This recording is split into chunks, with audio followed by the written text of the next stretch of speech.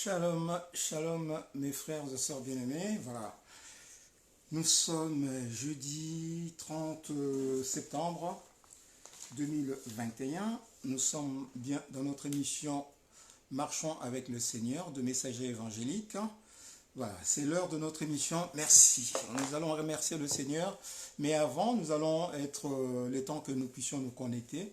Nous allons mettre en fait une chanson avec notre sœur Sheila Kunda. La chanson que nous connaissons, Bouléléla. Nous allons pendant ces temps-là nous connecter, inviter les uns les autres, nous saluer pour ceux qui vont rentrer dans le nom du Seigneur. Voilà, avec la sœur Sheila Kunda, Bouléléla.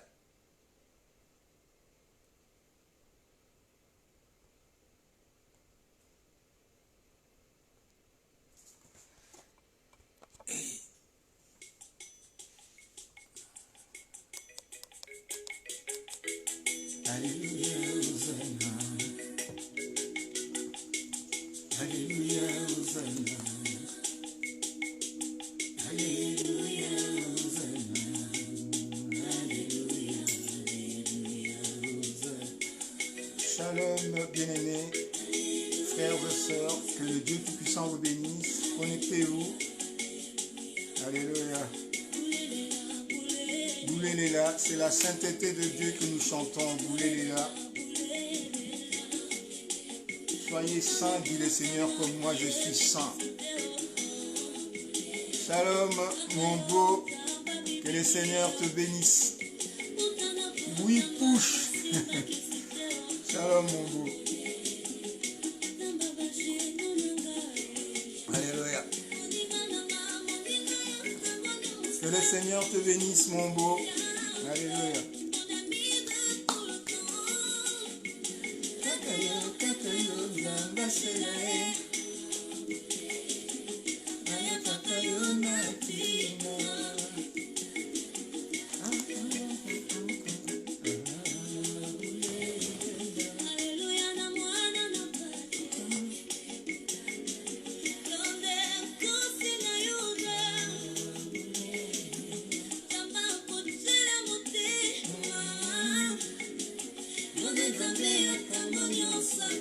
Le Dieu de tout le temps que nous adorons, que nous bénissons.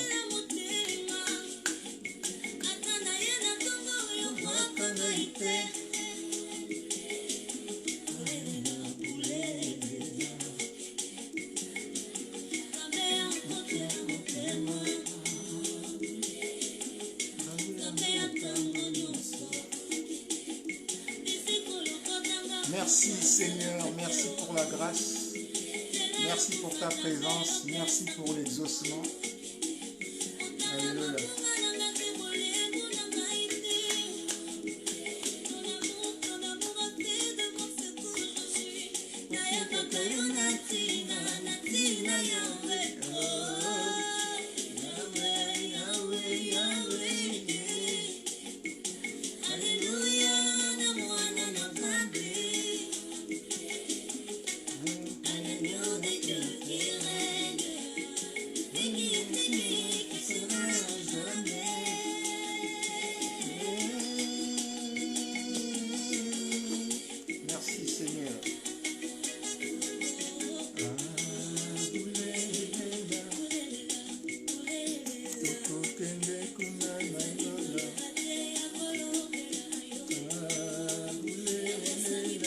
Shalom, maman Christine, ma bien-aimée, que le Seigneur te bénisse.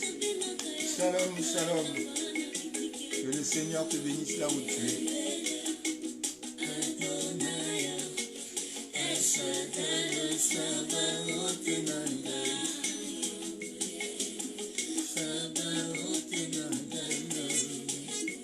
Shalom.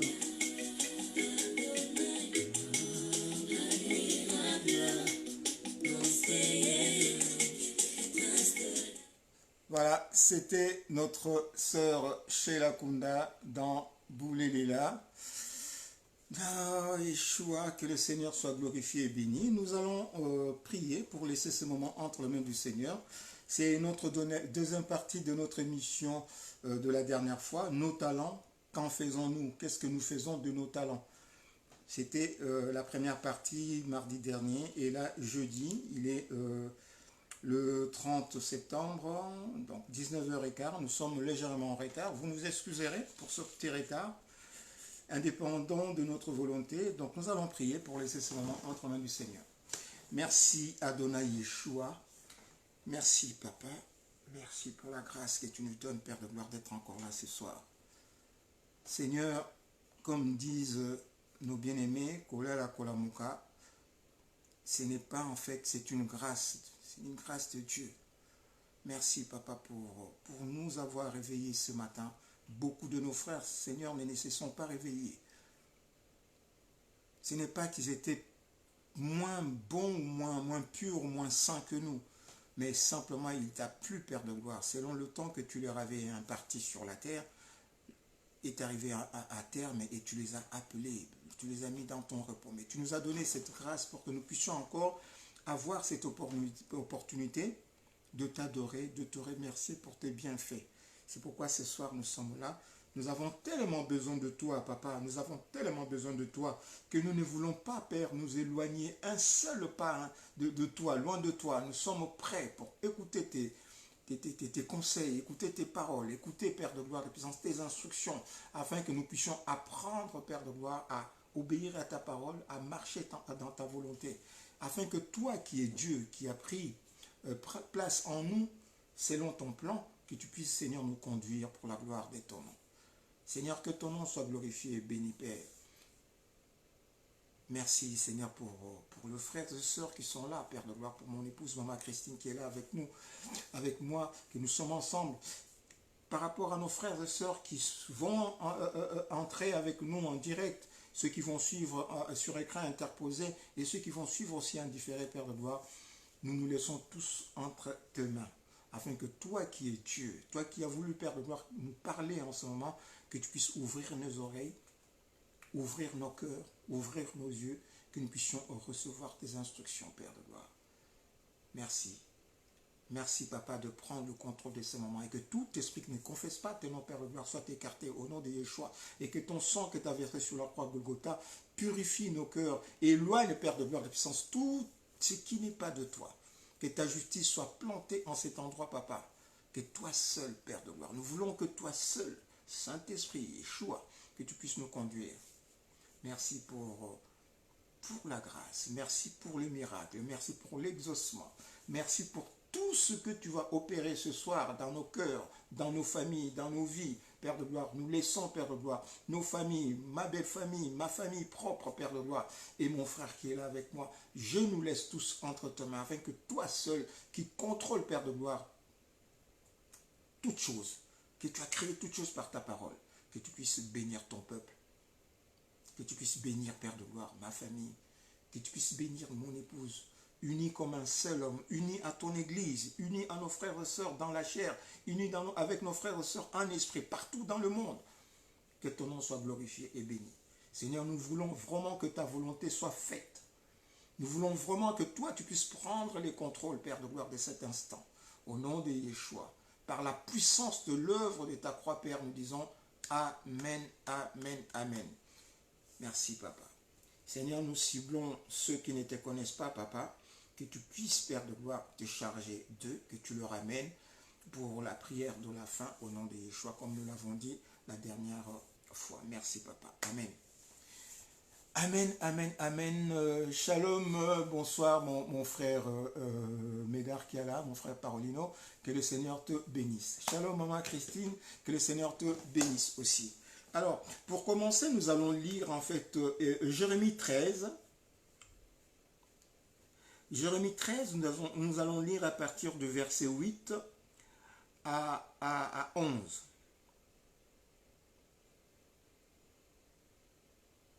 Alléluia. Nous allons lire pour juste introduire notre passage. On n'a pas trouvé en fait le truc qu'il fallait. Donc, je lis pour la gloire de Yeshua la parole de l'Éternel, donc Jérémie 13, du verset 8 à 11. La parole de l'Éternel me fut adressée en ces mots. Ainsi parle l'Éternel. C'est ainsi que je détruirai l'orgueil de Juda Judas, c'est le peuple que Dieu a choisi sur les 12 tribus. Dieu a choisi Judas pour manifester sa volonté à toutes les nations. À toutes les nations. C'est ainsi que je détruirai l'orgueil de Judas et l'orgueil immense de Jérusalem. Jérusalem, c'est la ville que Dieu a choisie. C'est le temple de Yeshua. Ce méchant peuple qui refuse d'écouter mes paroles, qui suit le penchant de son cœur et qui va auprès d'autres dieux pour les servir et se prosterner devant eux.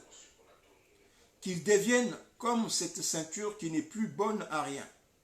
Car comme on attache la ceinture au rein d'un homme, ainsi je m'étais attaché toute la maison d'Israël.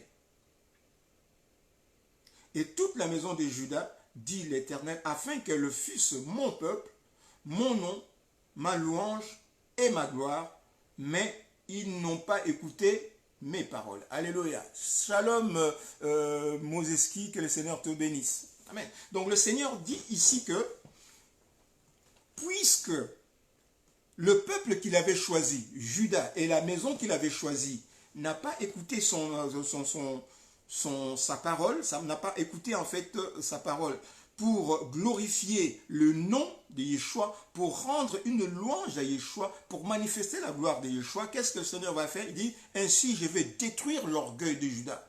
Parce que ce qui a poussé Juda à régner son Dieu, à repousser son Dieu, c'est parce que il a été complet. Donc il est allé auprès d'autres dieux, de faux dieux, pour les servir et pour se prosterner devant eux. Amen. Puisque l'homme créé à l'image de Dieu qui est tombé dans le péché, Dieu a envoyé en fait le peuple, nous, le peuple que Dieu a choisi, pour aller annoncer aux nations.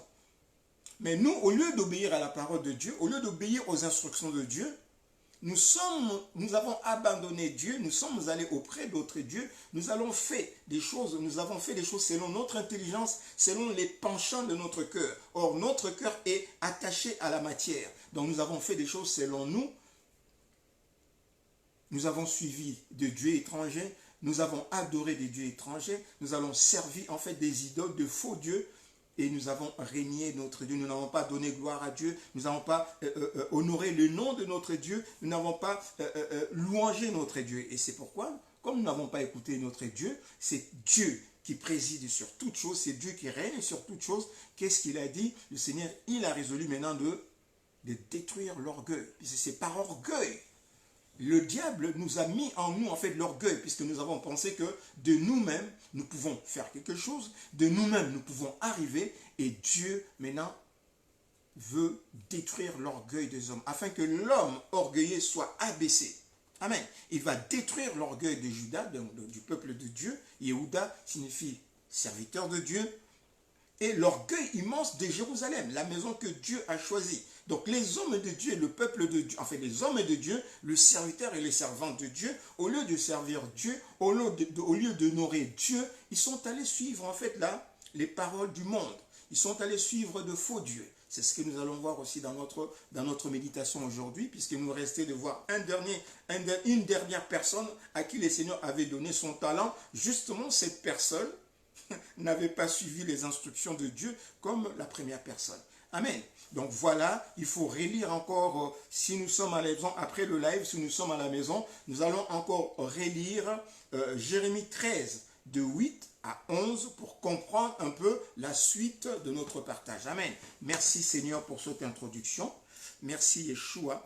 Toi qui es Dieu, Papa, conduis-nous encore dans la profondeur de ces messages. Au nom de Yeshua.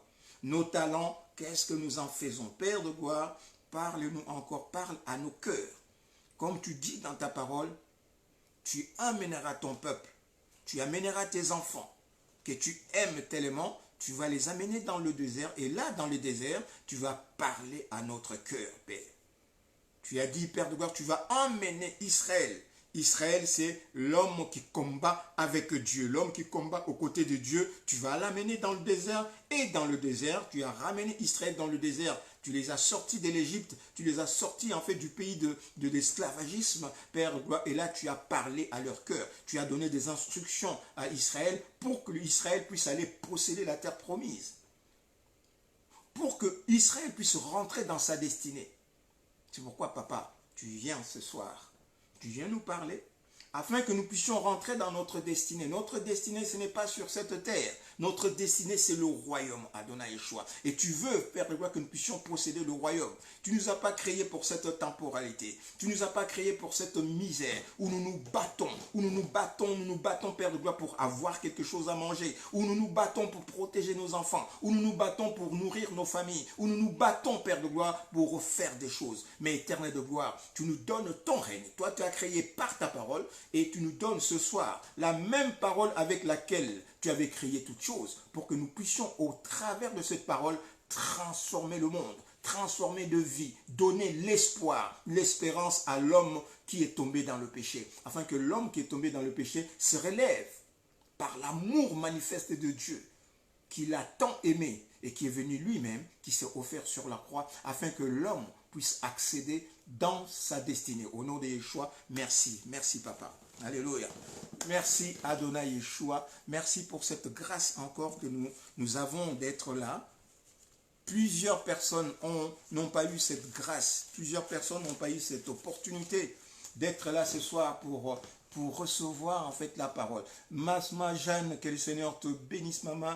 Jeanne-Marie Ndi, que le Seigneur te bénisse. Shalom, shalom. Shalom dans ta famille. Shalom dans toutes tes occupations. Que la paix de Dieu qui surpasse toute connaissance, hein, c'est la parole de Dieu qui surpasse, qui nous dit cela, que la paix de Dieu qui surpasse toute intelligence garde nos cœurs en Yeshua, notre Dieu. Alléluia.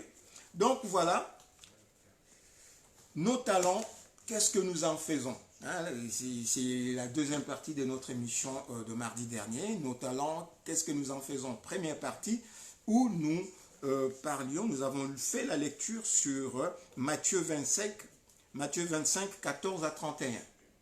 Et dans ce Matthieu 25, 14 à 31, on avait aussi lu en parallèle, on ne l'a pas lu, mais il fallait lire aussi en parallèle, Luc 19, 11 à 27. C'est la même histoire, mais simplement, dans la première histoire, on nous donne en fait la première version, plutôt, on nous donne la deuxième version, plutôt, dans Luc, on nous donne le descriptif, en fait, la description de la personne du maître, hein, du Seigneur. On nous dit que c'était un prince, un héritier du roi. Il devait rentrer dans son pays pour recevoir en fait le trône, hein, comme le fils du prince Charles, là bientôt, qui va être intronisé. Donc lui aussi, il devait rentrer dans son pays. Shalom, mon frère Binga, que le Seigneur te bénisse. Il devait rentrer dans son pays. Shalom à tous ceux qui sont rentrés et qui nous suivent sur écran interposé. Que le Seigneur vous bénisse. Amen.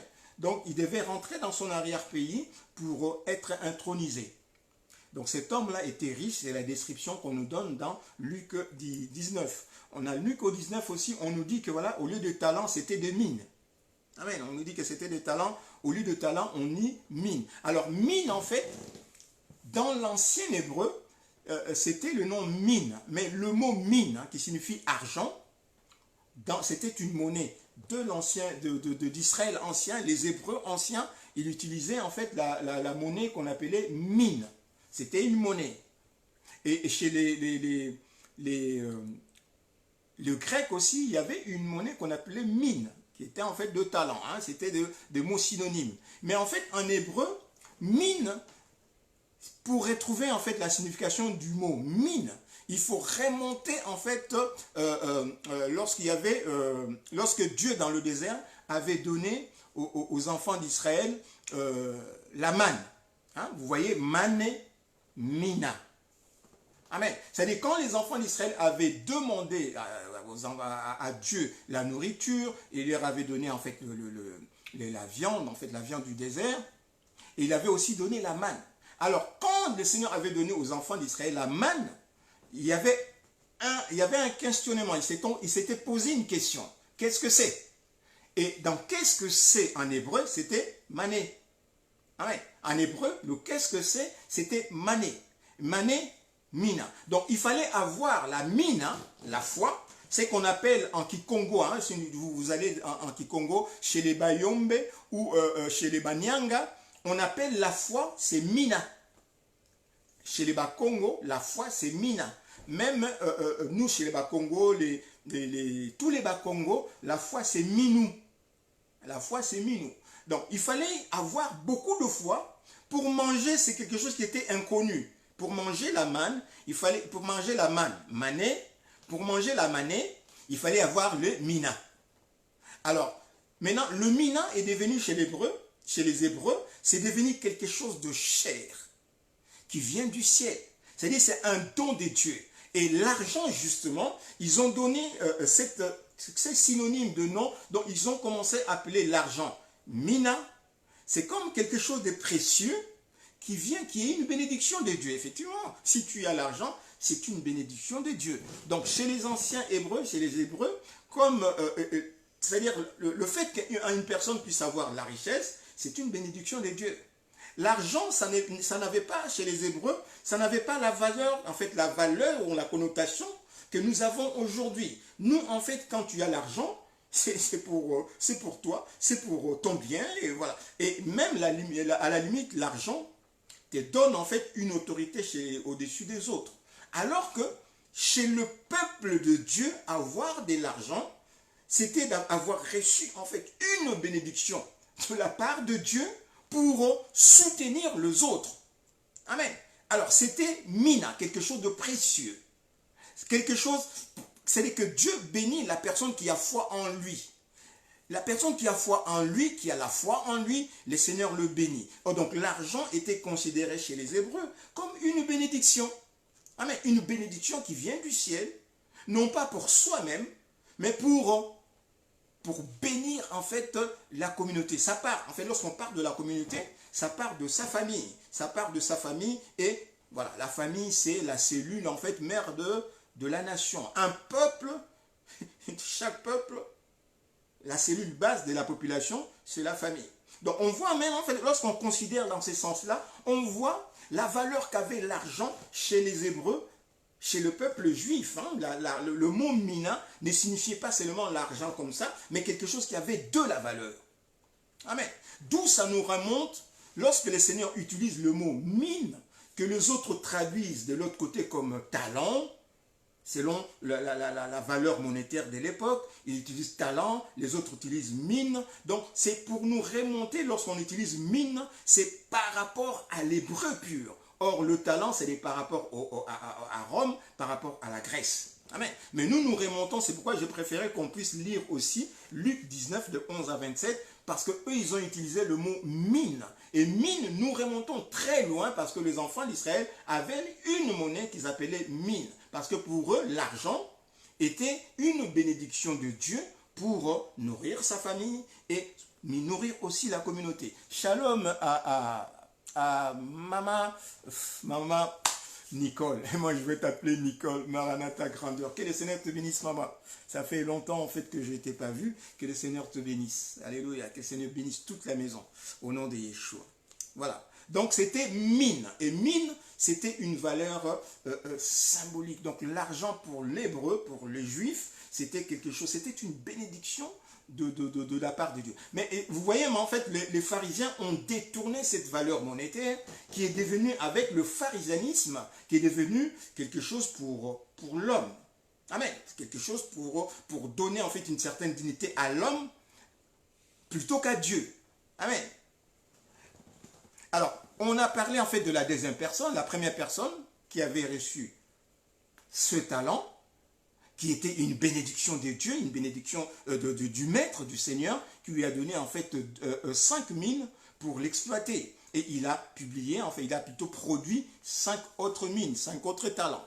Le deuxième, pareil, il a publié, il a plutôt produit 2 autres talents, il a reçu 2 talents, 2 mines, hein, 2 mines, et il a produit 2 autres mines. Et maintenant, on nous dit que voilà, il leur a donné selon leur capacité. Chacun selon sa capacité. Et nous avons dit que la capacité, c'était la foi. Donc vous voyez que la mine, mina, mané, questionnement, qu'est-ce que c'est? C'était en fait quelque chose qui est tombé du ciel. Comme c'est tombé du ciel, il fallait avoir la foi dessus.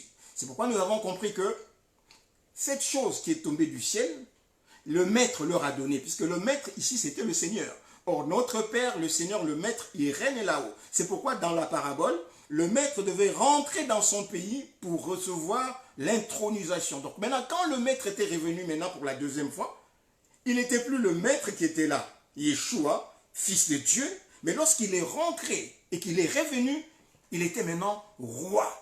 Hein, parce que dans le verset 9, le Luc 19, on nous dit qu'il était, on va le relire quand même, dans Luc 19, on va le relire.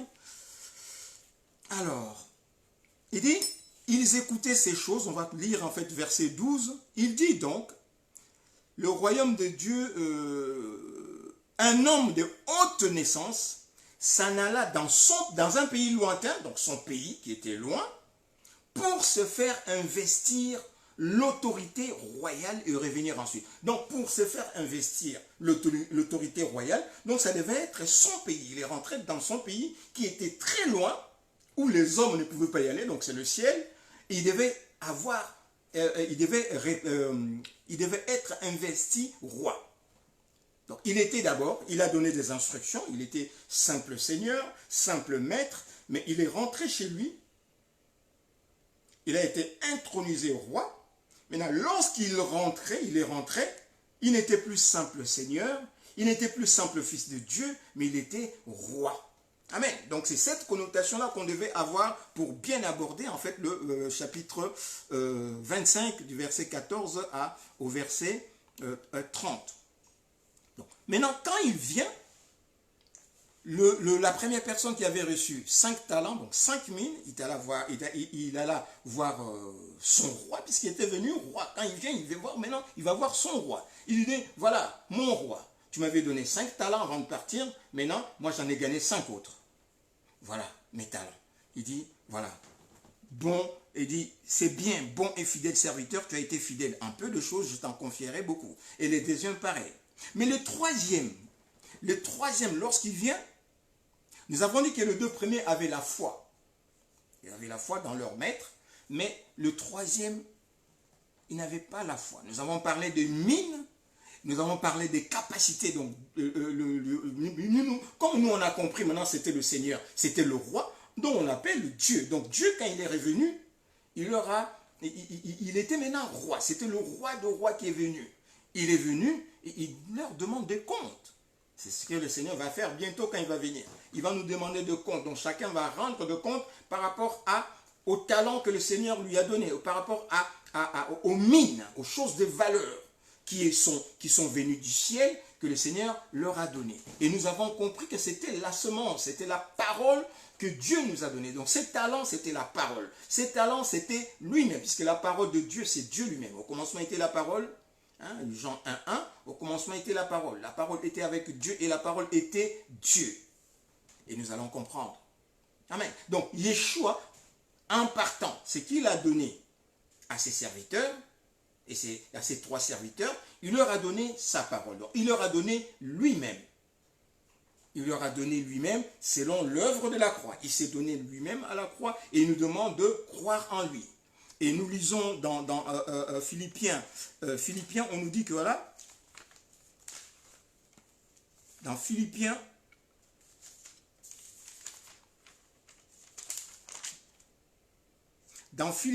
2, on nous dit qu'après que Yeshua, mais ayez en vous le sentiment qui était en Jésus-Christ, lequel, existant en forme de Dieu, étant Dieu, il n'a point regardé comme une proie à arracher d'être égal à Dieu, mais il s'est dépouillé lui-même en prenant une forme de serviteur et en devenant semblable aux hommes. Et ayant paru comme un simple homme sur la terre, il s'est humilié lui-même, se rendant obéissant jusqu'à la mort et à la mort sur la croix. C'est pourquoi, comme il s'était humilié, c'est pourquoi Dieu l'a souverainement élevé. Il lui a donné le nom qui est au-dessus de tout nom, afin qu'au nom de Yeshua, de Jésus, tout genou fléchisse dans le ciel sur la terre et que toute langue confesse que Yeshua est Seigneur. Donc, il est le roi au-dessus de toutes choses en tant que Dieu créateur de toutes choses. C'est pourquoi on nous parle ici de ces maîtres qui est rentré dans son pays pour être intronisé. Donc il est venu, puisqu'il faut compléter certaines choses lorsque nous discernons cette parabole plutôt. Donc ce maître, il était là, il a accompli son œuvre, l'œuvre de la croix. Maintenant, il a donné la semence à ses serviteurs, chacun 3 cinq sémences selon sa capacité, l'autre deux sémences, la parole, selon sa capacité, et l'autre une sémence, la parole, selon sa capacité. Amen. Nous avons discerné, c'est que le talent est la mine. Et maintenant, quand il est rentré, maintenant, comme il dit qu'il est rentré là où il était avant, maintenant il revient en tant que Seigneur de Seigneurs, Roi de Rois. Donc il revient là pour demander de compte à chacun pour ce qu'il aura fait, de la sémence, de la parole de Dieu qu'il avait reçue. Amen.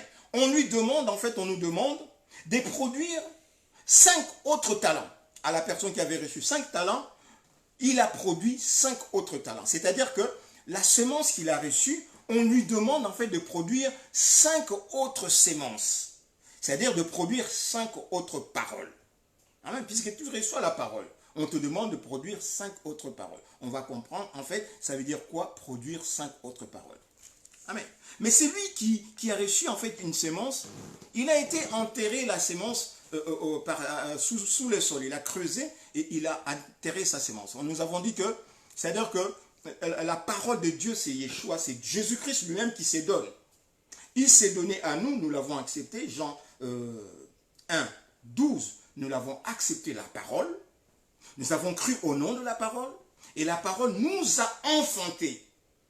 Amen. La parole nous a donné le pouvoir de nous enfanter nous-mêmes comme enfants de Dieu. Donc nous avons reçu cette parole. Cette parole nous a donné le pouvoir par la foi. Donc la foi, par notre capacité, nous avons reçu cette parole. Et par la capacité de foi que nous avons mise dans cette parole nous a donné la puissance par l'Esprit qui est venu dans sa parole. Nous sommes enfantés dans le sein de Dieu. Nous sommes devenus enfants de Dieu. Donc, maintenant nous comprenons qu'on nous dit quelque part dans Hébreu, il faut que je lise cette parole exactement.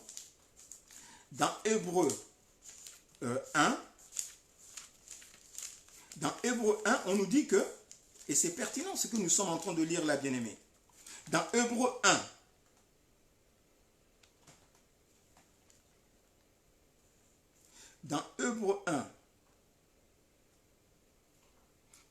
il nous dit,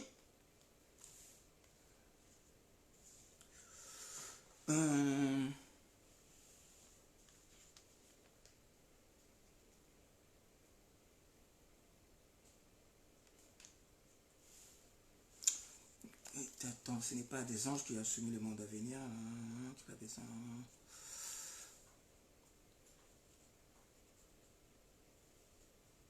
Ouais. Hébreu 2.11, dans Hébreu 2.11, on nous dit que, car c'est lui qui sanctifie la parole, donc sanctifie-les par ta parole, car ta parole est vérité. Donc c'est lui qui sanctifie, ou celle qui sanctifie, c'est la parole.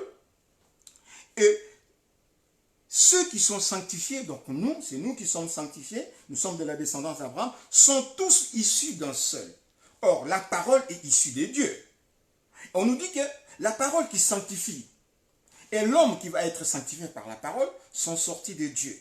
Nous sommes de la même nature que Dieu. Alléluia. Donc, c'est pourquoi l'apôtre Paul dit que nous sommes une parole de Dieu. Nous sommes une lettre de Dieu envoyée dans le monde pour rendre gloire, pour accomplir la volonté de Dieu. Donc, chacun de nous est une parole de Dieu. C'est pourquoi on nous dit corps du Christ. Nous sommes corps de la parole. Et chacun de nous reçoit la parole, donc la sémence, selon sa capacité. Et cette capacité lui est donnée, cette parole plutôt lui est donnée depuis avant la fondation du monde. Donc ce n'est pas aujourd'hui que nous sommes ce que nous sommes. C'est pourquoi en Yeshua, quand nous rentrons dans Yeshua, nous retrouvons notre identité. Or, notre identité, c'est Christ. Alléluia.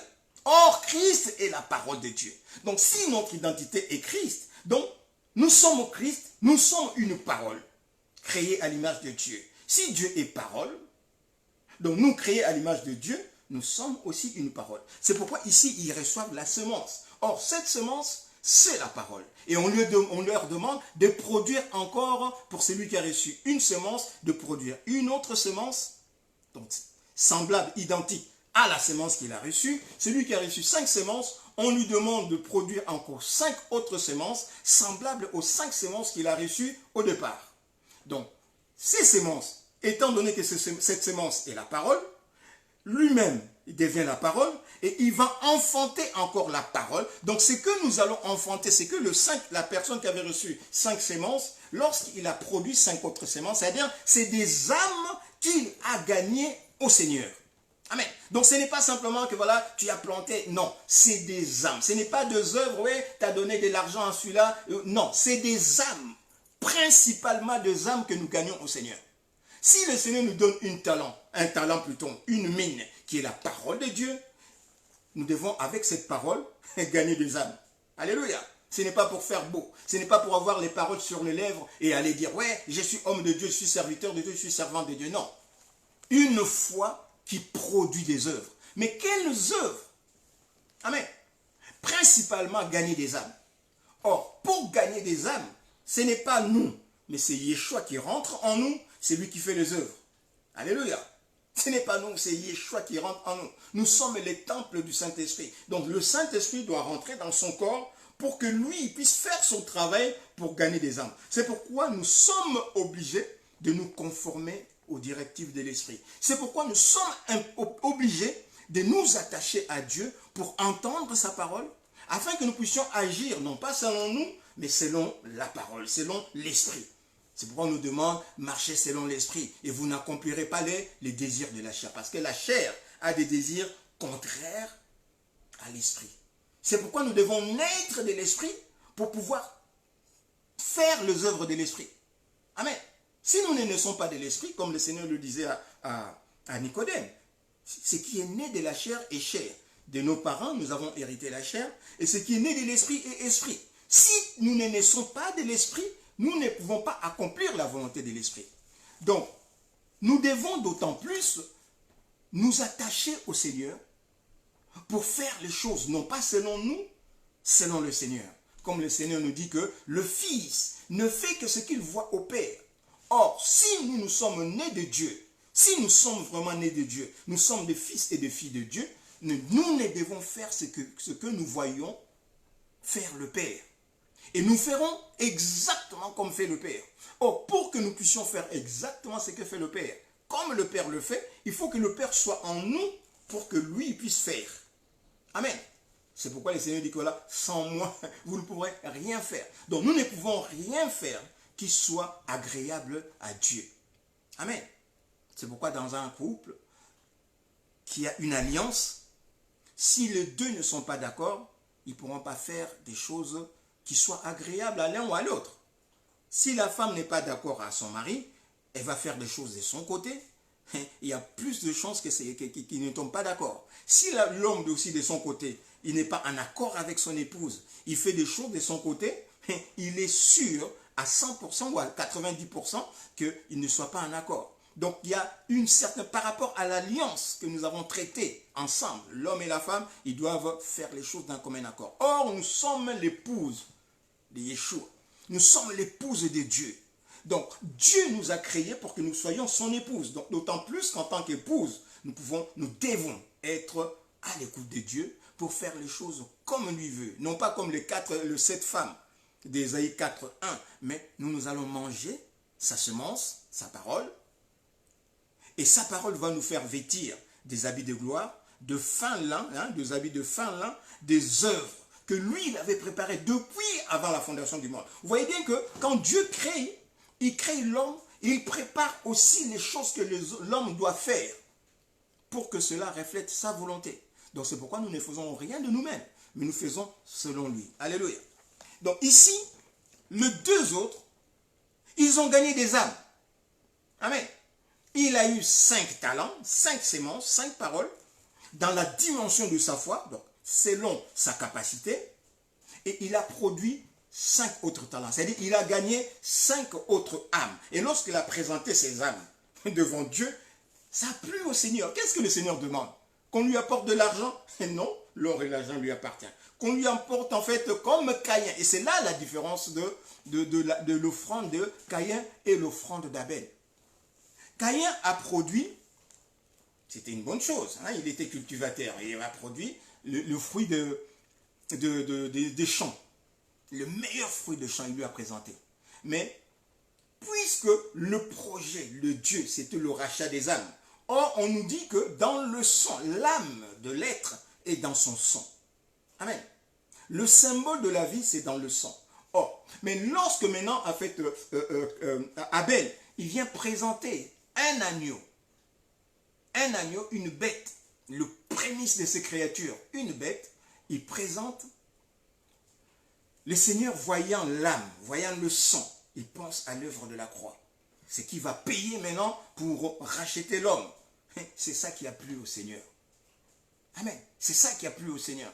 Ce n'est pas le fait que...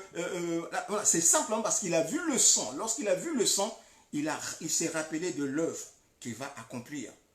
Près de milliers d'années après, sur la croix. Et il s'est rappelé ça. Et c'est le même signe qu'il avait donné à Abraham, lorsqu'il dit à Abraham d'aller lui offrir le fils, son fils, Isaac. Il y avait symbole de sang. Melchizedek a présenté à Abraham le pain, qui est symbole de la parole, et le sang, qui est symbole de la vie, de la justice de Dieu, du sang, de la vie, qui doit remettre sur pied, qui doit ressusciter. Hein, cette vie qui était morte, l'homme qui est mort, et il doit le réveiller de mort. Alléluia. Donc, c'était ça, justement. Et ici, justement, et ces deux personnes, de première personne, ont compris. Et qu'est-ce qu'ils ont fait? Ils ont offert, ils ont gagné des âmes. Et ils ont offert, en fait, ces âmes à Dieu. Et le Seigneur a vu. Et c'était des serviteurs qui étaient agréables à Dieu. Le Seigneur les a accueillis, les a fait rentrer dans la joie, dans la félicité de leur Père. La félicité, ici, en fait, c'est la prédestination. Il devait rentrer dans le royaume. Donc il dit, rentre dans la joie de son maître. Donc rentre dans la félicité éternelle, dans le repos de ton maître. Donc dans le royaume. Il les a fait rentrer dans le royaume, puisqu'il était devenu roi. Hein, nous avons lu Ésaïe, et plutôt Luc 19, lorsqu'il était rentré dans son pays, c'était pour être intronisé roi. Maintenant, lorsqu'il revient, il était roi. Puisqu'il veut le faire rentrer dans la félicité de leur maître, de leur roi, il va le faire entrer au royaume. Amen. Donc les deux premières personnes ont gagné des âmes. Et des âmes qui doivent demeurer. C'est pourquoi leur maître était très fier d'eux. Alléluia. C'est bien, bon et fidèle serviteur. Vous avez été fidèle en peu de choses. Je vous confierai, puisque je parle de deux, je vous confierai de encore beaucoup. C'était dans... Voilà en fait le sens de ces beaucoup. Il dit... Il vous a confié, vous étiez fidèle dans peu de choses. Vous étiez fidèle dans peu de choses. C'est-à-dire que voilà, le fait de travailler, ce n'était pas peu de choses. Le fait, il leur avait confié ses biens. Il leur avait donné le 2 talents ou le 5 talents. Ce n'était pas peu de choses. C'était très cher. Mais le Seigneur dit que c'était peu de choses. Pourquoi? C'est par rapport à la temporalité de l'existence. Parce que tout ce que nous gagnons sur la terre, tout ce que nous faisons sur la terre, il n'y a qu'un temps. Amen. Il n'y a qu'un temps sur la terre. Maintenant, il dit, je vais vous confier des grandes. Donc, des choses maintenant qui sont énormes, qui sont éternelles. Ces choses sont tellement énormes parce que c'est éternel, qui n'en finira jamais, qui n'aura pas de fin. Donc là, maintenant, il nous fait rentrer dans sa félicité pour régner avec lui de façon éternelle, infinie. Donc il doit rentrer, le Seigneur le fait rentrer dans sa joie, dans sa félicité éternelle. Amen. Nous comprenons, vous avez été fidèles dans peu de choses, selon cette temporalité. C'était quoi? C'était 60 ans. 60 ans, le temps que dure une vie. Ou 70 ans, ou 100 ans. Mais 100 ans, c'est quoi 100 ans par rapport à l'éternité? Rien. Amen. Donc nous avons été fidèles en peu de choses, pour peu de temps. Mais maintenant, lui, il nous fait rentrer dans l'éternité où il nous donne en fait de grandes responsabilités éternelles. Amen. C'est là en fait pour comprendre le fait qu'il nous dit que voilà, vous avez été fidèles en peu de choses, mais je vais vous confier maintenant beaucoup de choses. Entrez dans la joie de votre maître. Mais celui qui avait reçu un talent s'approcha ensuite. Il dit, Seigneur, je savais que tu es un homme dur, qui moissonne où tu n'as pas sémé, et qui amasse où tu n'as pas vanné. J'ai eu peur, et je suis allé cacher ton talent dans la terre. Voici, prends ce qui est à toi. Nous avons dit la dernière fois que voilà, ces travailleurs, il y a quelque chose qui ne clochait pas. Amen. Il y a quelque chose qui ne clochait pas parce que moi, je suis un travailleur. Mon roi m'a donné en fait un talent. Si je sais que ce travailleur, c'est un méchant homme, au moment même qu'il me donne en fait ce talent, je lui dis non, je ne prends pas. Tu es méchant. Voilà. Il allait donner ces raisons plutôt, il allait les donner bien avant, lorsque le maître lui confiait ses talents. Même lorsqu'il allait l'embaucher, il dit, mais non, moi je ne travaille pas avec toi. Je ne peux pas travailler avec toi. Puisque je sais que tu es méchant. Je sais que tu vannes où tu moissonnes où tu n'as pas travaillé et tu récoltes là où tu n'as pas vanné. Donc tu moissonnes là où tu n'as pas sémé. Moi, je ne veux pas travailler comme ça. Je ne veux pas. Et nous le voyons aussi aujourd'hui lorsque nous cherchons un travail. Nous regardons à peu près la politique de l'entreprise, comment ça marche, est-ce que le patron est méchant, c'est quoi l'ambiance de la société. Si nous voyons que cette société ne nous plaît pas, nous n'y allons pas. Amen. Donc cet homme-là, logiquement, si son patron, son maître était vraiment méchant, il allait faire comme ça. Mais le maître est parti. Il était riche. Il est parti, il a confié ses biens. La Bible nous dit qu'il a confié ses biens à ces 3 personnes. Amen. Il leur a fait confiance. Et en plus de la confiance de leur confier ses biens, tous ses biens, il leur donne à chacun 5 talents. Plutôt 5 talents au premier, 2 talents au deuxième et 1 talent au troisième. Donc, selon leur capacité. Or, nous voyons que les enfants d'Israël en Égypte, pour voir en fait ce rapport de capacité, les enfants d'Israël en Égypte, on leur a donné à faire leur travail au-delà de leur capacité. Amen. Ils devaient faire le travail à la main. Le pharaon leur a dit, mais non, comme Moïse est venu, maintenant je vais vous faire plus de briques, mais je ne vous donne pas de paille, je ne vous donne rien. Faites le brique à la main. Et c'était vraiment très dur pour le peuple d'Israël pour faire des briques, plus de briques, alors qu'il n'avait rien. Tout ce qu'il demandait à Pharaon, il n'avait pas reçu. Il n'y avait même plus d'eau, il n'y avait rien, donc il devait travailler dans la... Et ceux qui mouraient, ils mouraient, on les enterrait. Amen. Mais là, le maître, il leur donne à faire chacun selon ses capacités. Comme la Bible dit, voilà, même les épreuves qui nous arrivent, le Seigneur ne permet pas qu'une épreuve nous arrive, une tentation il nous arrive plus forte, plutôt une tentation plus forte que notre capacité de l'absorber, notre capacité de foi. Donc c'est pareil ici. Il nous donne à faire le travail selon notre foi, selon la mesure de notre foi. Nous allons accepter cette parole, nous allons croire cette parole. C'est pourquoi nous allons nous rassurer. Nous tous, tous ensemble, serviteurs et servantes de Dieu, nous allons nous rassurer. Lorsque nous recevons une parole de Dieu, ainsi parle l'Éternel, où le Seigneur nous parle au travers d'une vision, où le Seigneur nous donne en fait une vision, un rêve, où le Seigneur nous donne un passage biblique, où le Seigneur nous parle au travers d'un serviteur, ce que le Seigneur nous dit, si nous y mettions foi, ce n'est pas nous, mais c'est lui. Alléluia. Donc nous allons faire ce travail. Si le Seigneur dit que voilà, tu seras maman pasteur, si le Seigneur dit que voilà, tu seras évangéliste, tu seras prophétesse, des fois, au départ, c'est vrai que vous remarquez que lorsque nous n'avons pas la foi, on nous dit que là, tu seras pasteur, tu dis, mais toi, pasteur.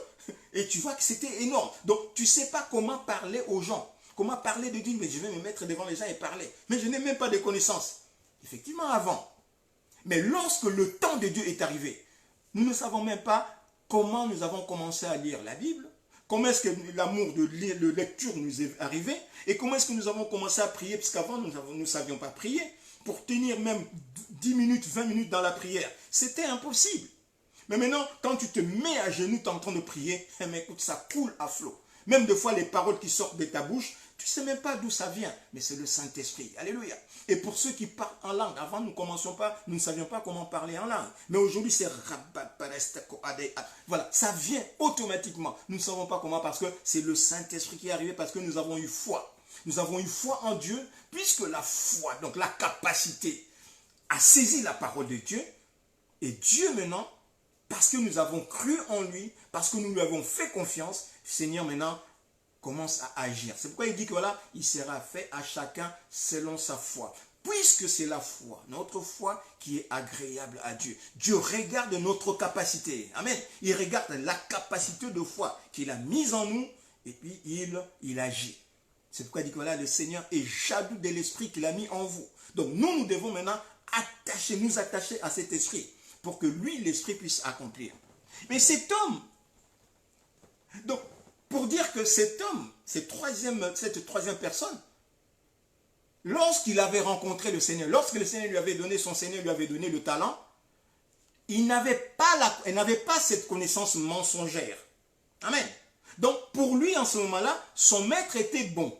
Son maître était gentil. Son maître lui a confié le talent. Sinon, on allait réclamer. Amen. Donc, il n'a pas rouspété parce que jusque-là, il estimait que son maître est très bon. Mais alors, qu'est-ce qui s'est passé pour qu'il puisse, après, puisque ce qui s'est passé, c'est quand le maître est parti, c'est après que, pendant que les autres sont en train de travailler leur talent, lui, il a pris la décision, ou il a fait le choix d'aller enterrer. Mais il s'est passé quelque chose. Et c'est quelque chose, il dit, Seigneur, je savais que tu es un homme. La traduction n'est pas bonne. On va lire dans une autre version. On va lire dans une autre version où on nous dit, la version Bible de peuple, il dit presque pareil. Ils disent presque pareil, on nous dit que voilà, je savais que tu es un homme dur. Mais lorsque nous disons en fait dans la version de Jérusalem, on va voir justement en fait. Il dit,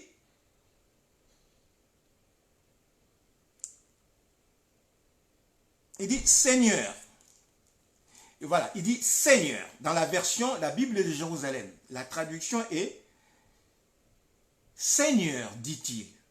J'ai appris. Amen. Ça, c'est la traduction et c'est la bonne traduction dans la Bible de Jérusalem.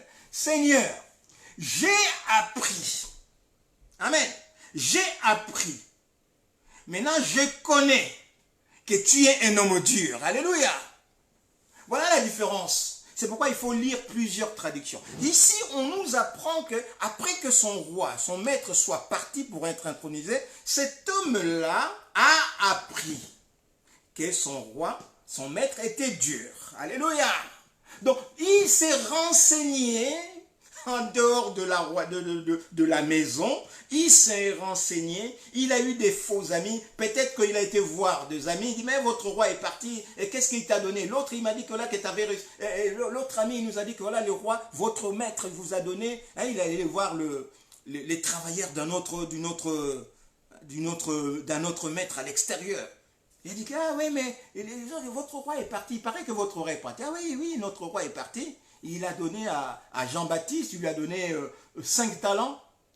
Et à Jacques, il lui a donné 2 talents. Et moi, il m'a donné, peut-être qu'il était content lorsqu'il racontait à ses amis extérieurs. Mais moi, il m'a donné 1 talent. Il dit, mais comment est-ce qu'il t'a donné 1 talent? Et lui, 5, et lui, 2. Et pourquoi toi et toi? Et tu n'as rien dit. Il dit non, ben, notre roi, il nous a confié les biens, voilà, c'est selon ma capacité. Il dit, mais toi, ta capacité, mais tu peux faire des grandes choses. Hein, comme les gens, ils donnent à l'homme, il dit que voilà, l'homme, tu peux faire quelque chose de toi-même, comme le diable, hein, en Éden. Il dit à Adam et Ève que vous pouvez faire, vous deviendrez comme des dieux. Hein, vous aurez la connaissance, vos yeux vont s'ouvrir. Hein, vous allez devenir comme des dieux en connaissant le bien du mal. Voilà, et c'est ce que le diable fait. Donc, le diable recentre un peu l'homme, dit que voilà, tu peux faire tout toi-même. Tu ne vas pas dépendre de lui. Il ment. Il sait que le jour où vous allez manger. Donc, lui aussi, cet homme-là, a été voir des gens extérieurs, a suivi des... Il dit, j'ai appris.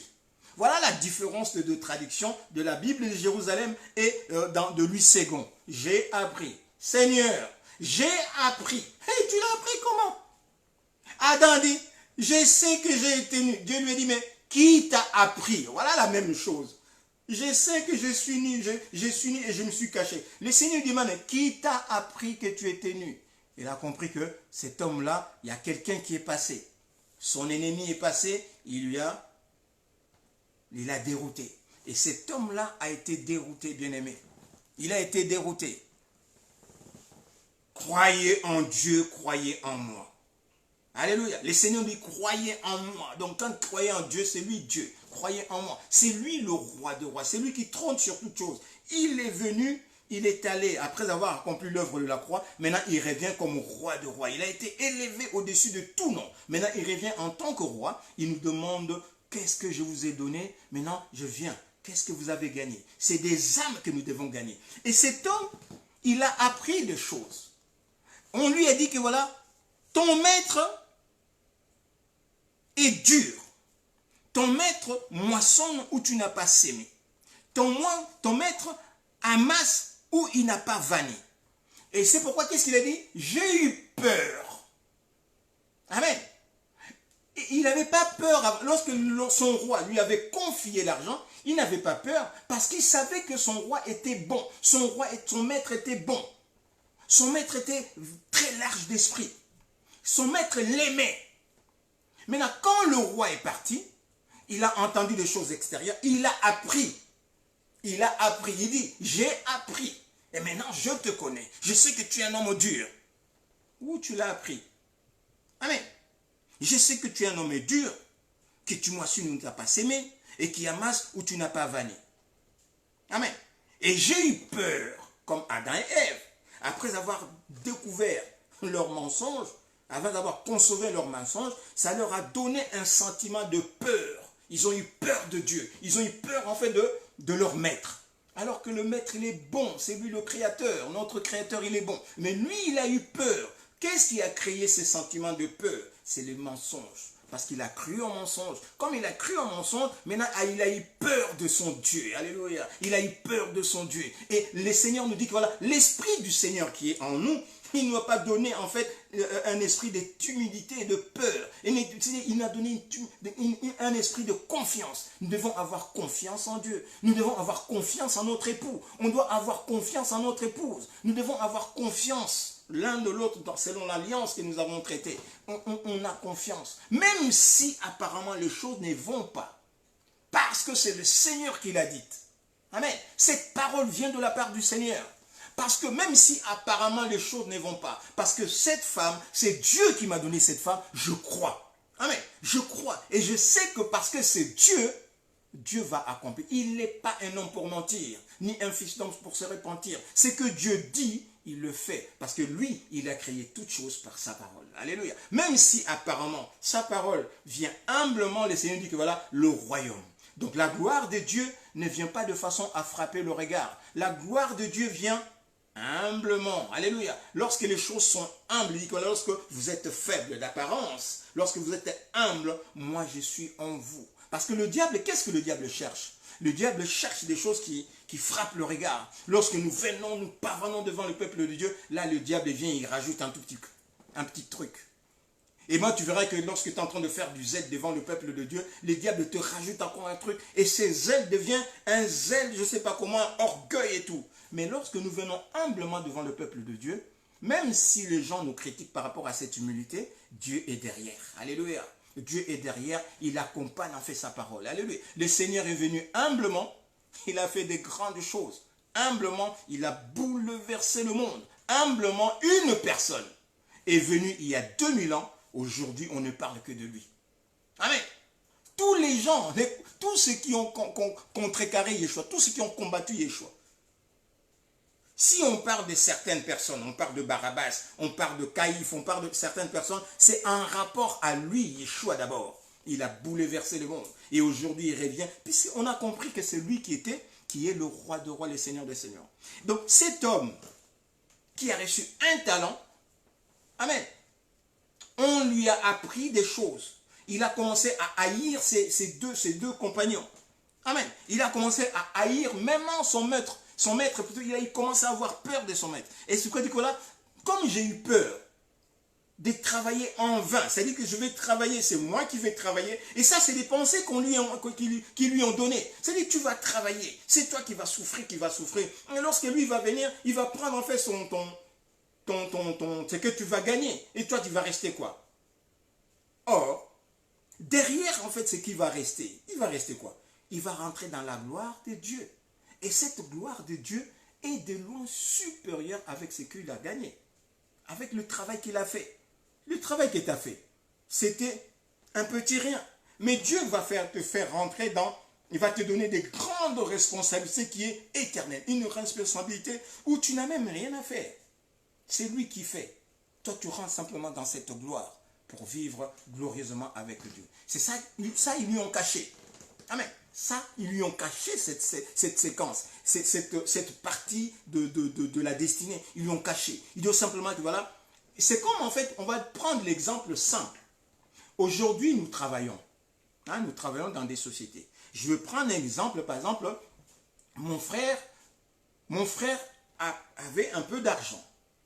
Hein? Il avait un peu d'argent, l'argent qu'il a gagné, il a fait ses économies et il a obtenu, par exemple, je vais dire 50 000 euros et il a investi dans une affaire. Mais dans cette affaire, lui n'étant pas en fait un comptable, il dit que voilà, je vais engager un comptable. Je vais mettre un comptable et je vais faire par exemple quelqu'un qui va être un coursier pour lui aller prendre des affaires et ramener et tout, pour après moi dans le magasin, je vends. Mais je vais prendre un comptable pour me faire la gestion. Et moi je suis là, je vends mes trucs, je contacte des trucs. C'est lui, il a investi son argent. Maintenant, moi je viens, je dis, mais mon frère, je cherche du travail. Lui, il a investi 50 000 ou 100 000 ou 500 000 dans son affaire. Il a acheté des camions, des trucs. Maintenant, moi je viens, qu'est-ce que j'ai apporté? Rien. Il me dit que voilà mon frère, toi tu vas être coursier, tu vas prendre la voiture, tu vas aller prendre mes affaires d'un tel coin pour le ramener à tel coin. Mais nous nous sommes convenus par rapport au coût de la vie, par rapport à la loi, nous nous sommes convenus, par exemple, je vais te donner 2 000 euros par mois. C'est le salaire que nous nous convenons. Et l'autre comptable, il dit que voilà, toi, comme tu es comptable et tout voilà, il y a des sous qui vont passer entre tes mains pour ne pas te laisser tenter. Je te donne 3 000 euros par exemple. C'est le salaire que nous nous convenons. Mais lui, c'est le patron. Il a investi 100 000 euros dans son affaire. Le 100 000 euros, bien aimé, hein, il faut être conscient. Le 100 000 euros, il a économisé toute sa vie. Il a fait de jeûnes, il a fait de trucs. Il a mis, comment dire, il a serré la ceinture pour économiser ces 100 000 euros qu'il a investis dans son affaire. Moi, je suis un employé. Je suis un simple employé.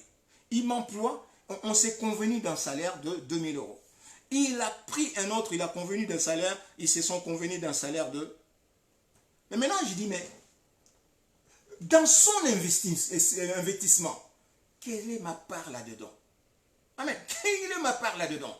Je n'ai rien à voir avec son investissement. Mais ce que moi, j'ai comme alliance avec cet homme, c'est de travailler pour lui. Et en tant que mon patron, mon maître, je dois bien travailler pour que lui, justement, il puisse avoir son gain. Amen. Donc, pour qu'il puisse avoir lorsqu'il me donne l'argent, mon salaire, il est en train d'investir sur moi. Il me donne 2 000 euros pour que je puisse produire ces 2 000 euros. Ces 2 000 euros doivent se voir dans la qualité de travail que je lui fournis. Amen. Donc, il faut que je puisse bien faire mon travail pour que lui, en me regardant travailler, il puisse se retrouver dans ces 2 000 euros. La personne qui est là-dedans pour 3 000 euros, pareil. Donc, lorsqu'il vient, il te regarde, il te donne 2 000 euros pour que tu travailles. Tu travailles. Selon le terme de travail que vous êtes convenu, il faut qu'il voit dans ton travail, oui, il ne reçoit pas mes 2 000 euros pour rien. Parce que s'il se rend compte que je reçois les 2 000 euros pour rien, il me vire tout de suite. Premier avertissement, deuxième avertissement, et puis troisième avertissement, il t'éjecte. Il va chercher quelqu'un qui croit en lui et qui accepte le terme de l'alliance et qui travaille noblement pour mériter son salaire. Mais en fait, là, c'est par rapport au monde. Hein, c'est juste pour nous illustrer, pour certains de nos frères et sœurs qui travaillent dans des entreprises, que vous devez respecter le patron qui vous paye. C'est son investissement. Il a investi, c'est son travail, c'est son argent plutôt. Il nous a embauchés pour la tâche et nous devons honorer. Hein, c'est pourquoi le Seigneur dit quelque part que nous devons respecter nos supérieurs par rapport à ceux qui sont là. C'est Dieu qui les a placés là pour nous bénir. Cherchez, Seigneur, je cherche du travail. Il dit, va voir cet homme-là. Amen. Donc le Seigneur l'a utilisé pour nous bénir. Donc nous aussi, nous devons le bénir. Comment? En respectant le terme de notre engagement. Alléluia. En respectant le terme de notre alliance. Et notre alliance, en fait, avec cet homme-là, le patron, c'est le contrat que nous avons signé. Maintenant, nous revenons sur cet homme. Dieu, Yeshua, c'est son maître, c'est son patron. Il a investi sur lui une mine, un talent. Il doit produire un autre talent, une autre mine, une autre âme. Maintenant, lui, au lieu de suivre les instructions du maître, au lieu de suivre les instructions de son patron, Au lieu d'aller même voir en fait ses collègues, me dit, mais je ne comprends pas comment il vous a donné 2 talents, l'autre 5 talents et moi un seul talent. Parce qu'il savait très bien que ces talents, on lui a donné selon sa capacité. Si on lui avait donné 5 talents, il était incapable de produire 5 autres talents. Selon sa capacité, selon la capacité de sa foi, il devait recevoir un talent, une mine, pour produire un autre talent, une autre mine. Il gagnait une âme. Hein? C'est pourquoi deux fois, comme je disais la dernière fois, nous disions la dernière fois, moi et maman, mon épouse, on disait la dernière fois que ce n'est pas la peine de foi lorsque tu es devant le peuple de Dieu, tu es en train de prêcher et tu ne gagnes qu'une âme. Et t'en fais pas. Parce que tu as reçu un talent. Pour cette soirée-là, tu as reçu un talent pour gagner une âme, pas 2, pas 3. Amen. Par rapport à une campagne d'évangélisation, tu as reçu le message pour gagner, deux fois il y aura une foule de gens, 10 000 personnes qui vont venir. Mais sur le 10 000 personnes, le travail que tu vas faire, il va gagner qu'une âme ou 2 âmes. Ces jours-là, c'est dans la préscience de Dieu, il y avait 2 âmes que le Seigneur devait toucher ces jours-là pour... Même si nous voyons, il y avait des manifestations, des gens qui étaient tombés et tout, mais dans tous ces gens-là qui sont tombés, il y avait seulement une âme véritablement convertie dans Yeshua. Vous avez dit, mais frère, mais vous êtes en train de minimiser l'opération du Saint-Esprit. Non, je ne minimise pas l'opération du Saint-Esprit, mais je considère la présence de Dieu, la préscience de Dieu et la volonté de Dieu. Amen. Et la volonté de Dieu. Deux fois, nous sommes en train de faire un travail. Hein, on convoque une assemblée, il y a des milliers de personnes qui sont venues. On remplit par exemple la salle de Bercy, voilà, un stade. Il y a des gens qui viennent, beaucoup de gens. Et on fait un travail. Il y a plusieurs personnes, même s'il y a des gens, des coquins, hein, des gens qui étaient éclopés, ils sont guéris. Le problème du Seigneur, ce n'est pas que les gens guérissent. Je dis, hein, comprenons-nous. Le problème du Seigneur, ce n'est pas que les gens guérissent. Le problème du Seigneur, c'est que les gens soient sauvés. Amen.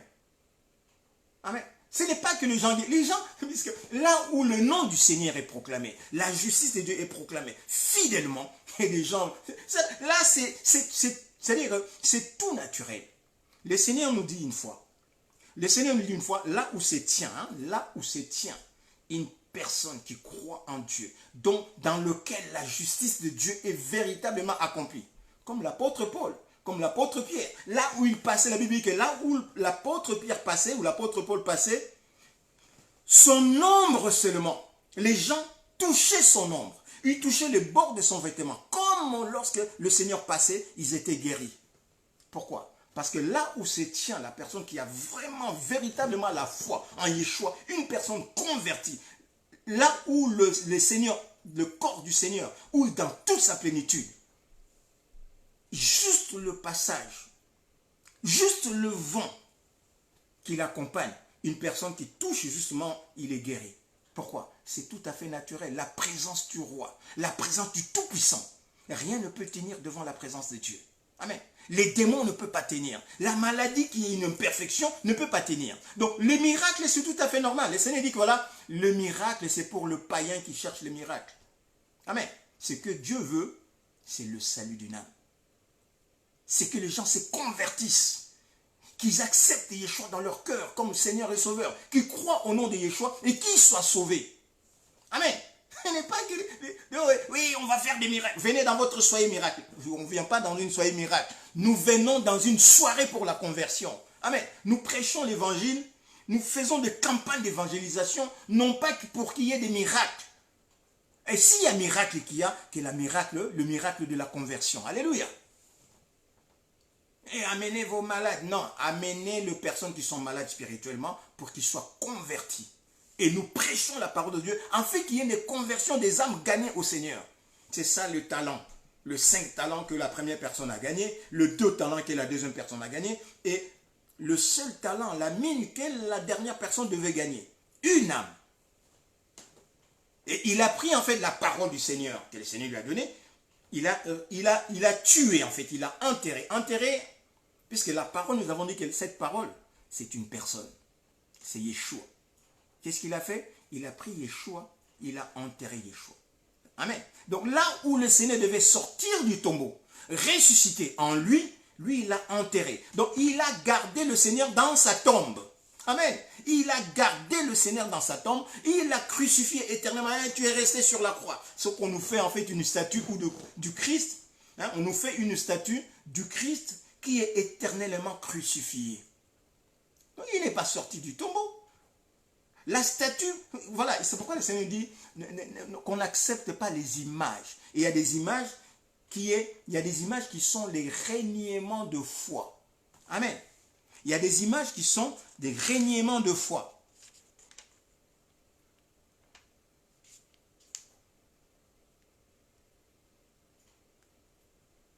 Amen. Amen. Luc 10, 20. Il y a des images qu'on nous donne sur cette terre qui sont la négativité, la négation de la foi.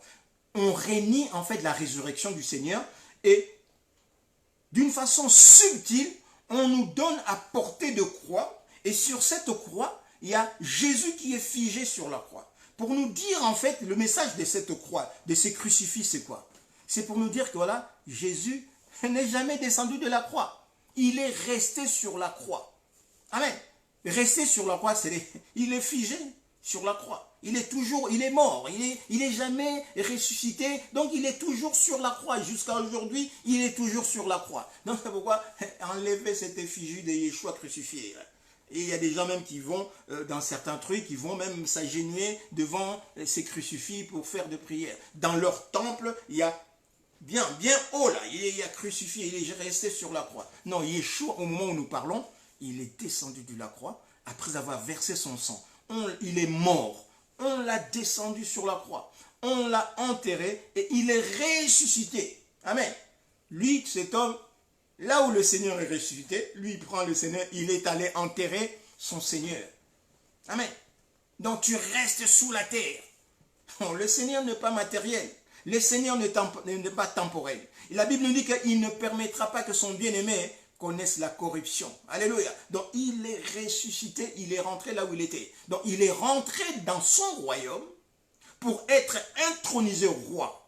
Et maintenant, il revient. Maintenant, lorsqu'il revient, il trouve que un de ses serviteurs l'a enterré. C'est comme s'il ne voulait pas qu'il ressuscite. Donc on lui a dit que voilà, il faut l'enterrer. Il faut qu'il reste sous la tombe. Et qu'est-ce qu'il y a une chanson qui nous dit? Celui qui est dans ma belle, il est écrasalité. Ah, c'est quoi? Donc nous cherchons le Seigneur sur la tombe. Sous la tombe, il n'y est plus, puisqu'il est ressuscité. Et l'ange dit, pourquoi cherchez-vous celui qui est ressuscité parmi les morts? Pourquoi cherchez-vous parmi les morts celui qui est ressuscité? Donc lui, cet homme-là, il a été enterré, Yeshua. Alors qu'il devait reproduire Yeshua, il est allé s'enterrer lui-même. Donc il a enterré sa foi. Donc il n'avait pas de capacité pour produire, pour reproduire ce talent. Donc lorsqu'une personne n'a pas de capacité, alors que le Seigneur dit que tu as la capacité pour produire le talent, mais toi-même en fait le diable vient et te ment, donc tu perds cette capacité. Donc tu réunis cette capacité. Le Seigneur dit à Gédéon, vaillant guerrier. Ouais, il dit à Gédéon, vaillant guerrier. Il dit maintenant, moi je suis d'une simple famille. Il dit non, ne dis pas cela. Tu es un vaillant guerrier. Lève-toi. Aujourd'hui tu vas détruire Amalek. Amen. Le Seigneur dit que voilà, tu es un vaillant guerrier. Au nom de Yeshua, lève-toi. Par la parole de Dieu, par la foi en Yeshua, on dit que la foi, donc ta capacité, la foi, a triomphé du monde. Il dit la victoire qui triomphe du monde, c'est ta capacité. 1 Jean 5, 4, 5. La victoire qui triomphe du monde, c'est ta capacité, c'est ta foi. Et le Seigneur te donne la parole selon cette capacité qui triomphe du monde. Cet homme-là n'a pas cru en Dieu. Il n'avait pas suffisamment confiance en son Dieu. Il a cru aux paroles du monde. Il a dit, nous l'avons lu dans version, nous lisons dans version la Bible de Jérusalem. Dans la version de la Bible de Jérusalem, il dit Seigneur, verset 24, et vint enfin celui qui détenait un seul talent. Il dit Seigneur, dit-il, j'ai appris et je te connais. Je sais que tu es un homme dur, âpre au gain. Tu moissonnes où tu n'as pas sémé. Tu ramasses où tu n'as point répandu. Aussi, pris de peur, donc lorsque j'ai appris cela, j'ai eu peur. Amen, vous voyez, lorsque j'ai appris cela, les gens qui sont venus m'informer que tu étais un homme dur, que tu étais un méchant, que tu étais injuste, j'ai eu peur. Et comme j'ai eu peur, j'ai pris quoi? J'ai pris ton talent, la parole que tu m'as donnée. Toi-même, je suis allé t'enterrer, puisque la parole, la sémence, on a compris que le talent, c'était la parole. Et la parole, c'est Yeshua. C'était la sémence. J'ai pris Yeshua, je l'ai enterré. Donc, je l'ai gardé dans le sol. Je ne l'ai pas laissé ressusciter.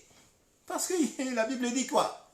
Si le grain qui est tombé au sol ne meurt, il ne produira pas de fruits. Il faut que le grain tombe et qu'il le ressuscite. Et c'est en ressuscitant qu'il va produire de fruits. D'autres grains vont encore tomber. Alléluia. Donc Yeshua, la personne a pris Yeshua, il l'a enterré. Il a empêché Yeshua de ressusciter. Bon, salam ma soeur Amélia. Que le Seigneur te bénisse. Alléluia. Il dit, tu es un homme injuste. Comment il a su? Il a appris de l'extérieur. La Bible ne rentre pas dans ces détails, mais c'est à nous de discerner. Alléluia. C'est à nous de faire de recherche en demandant, Seigneur, je vais comprendre ces passages. Tu n'as pas besoin de faire la théologie puisque le Seigneur te le révèle. Amen. Lorsque nous allons faire la théologie, c'est là aussi en fait que le Seigneur, nous allons consulter en fait le monde extérieur. Alléluia. Tournons-nous vers Yeshua. Il y a un problème, il y a un passage que nous ne comprenons pas. Tournons-nous vers Yeshua et le Seigneur dit que voilà, si vous, méchants comme vous êtes, vous savez donner de bonnes choses à vos enfants, à combien plus forte raison notre Père qui est dans le ciel nous donnera le Saint-Esprit. Amen. Il nous donnera des révélations. Il nous donnera des explications. Il nous révélera en fait des choses. Alléluia. Donc je suis allé cacher ton talent dans la terre. Voici. Reprends ton talent, reprends la parole. Mais le problème ici, c'est que le Seigneur avait donné un temps à cette personne pour qu'il puisse faire travailler cette sémence, la parole. Amen. Maintenant, le temps que tu lui avais donné pour faire travailler cette parole, il n'a pas gagné de l'argent. Il n'a pas fructifié cette parole. Amen. Qu'est-ce que le Seigneur dit à Adam et Ève au départ? Au départ, Genèse 1, 28, le Seigneur dit à Adam et Ève, il dit à Adam et Ève, le Seigneur,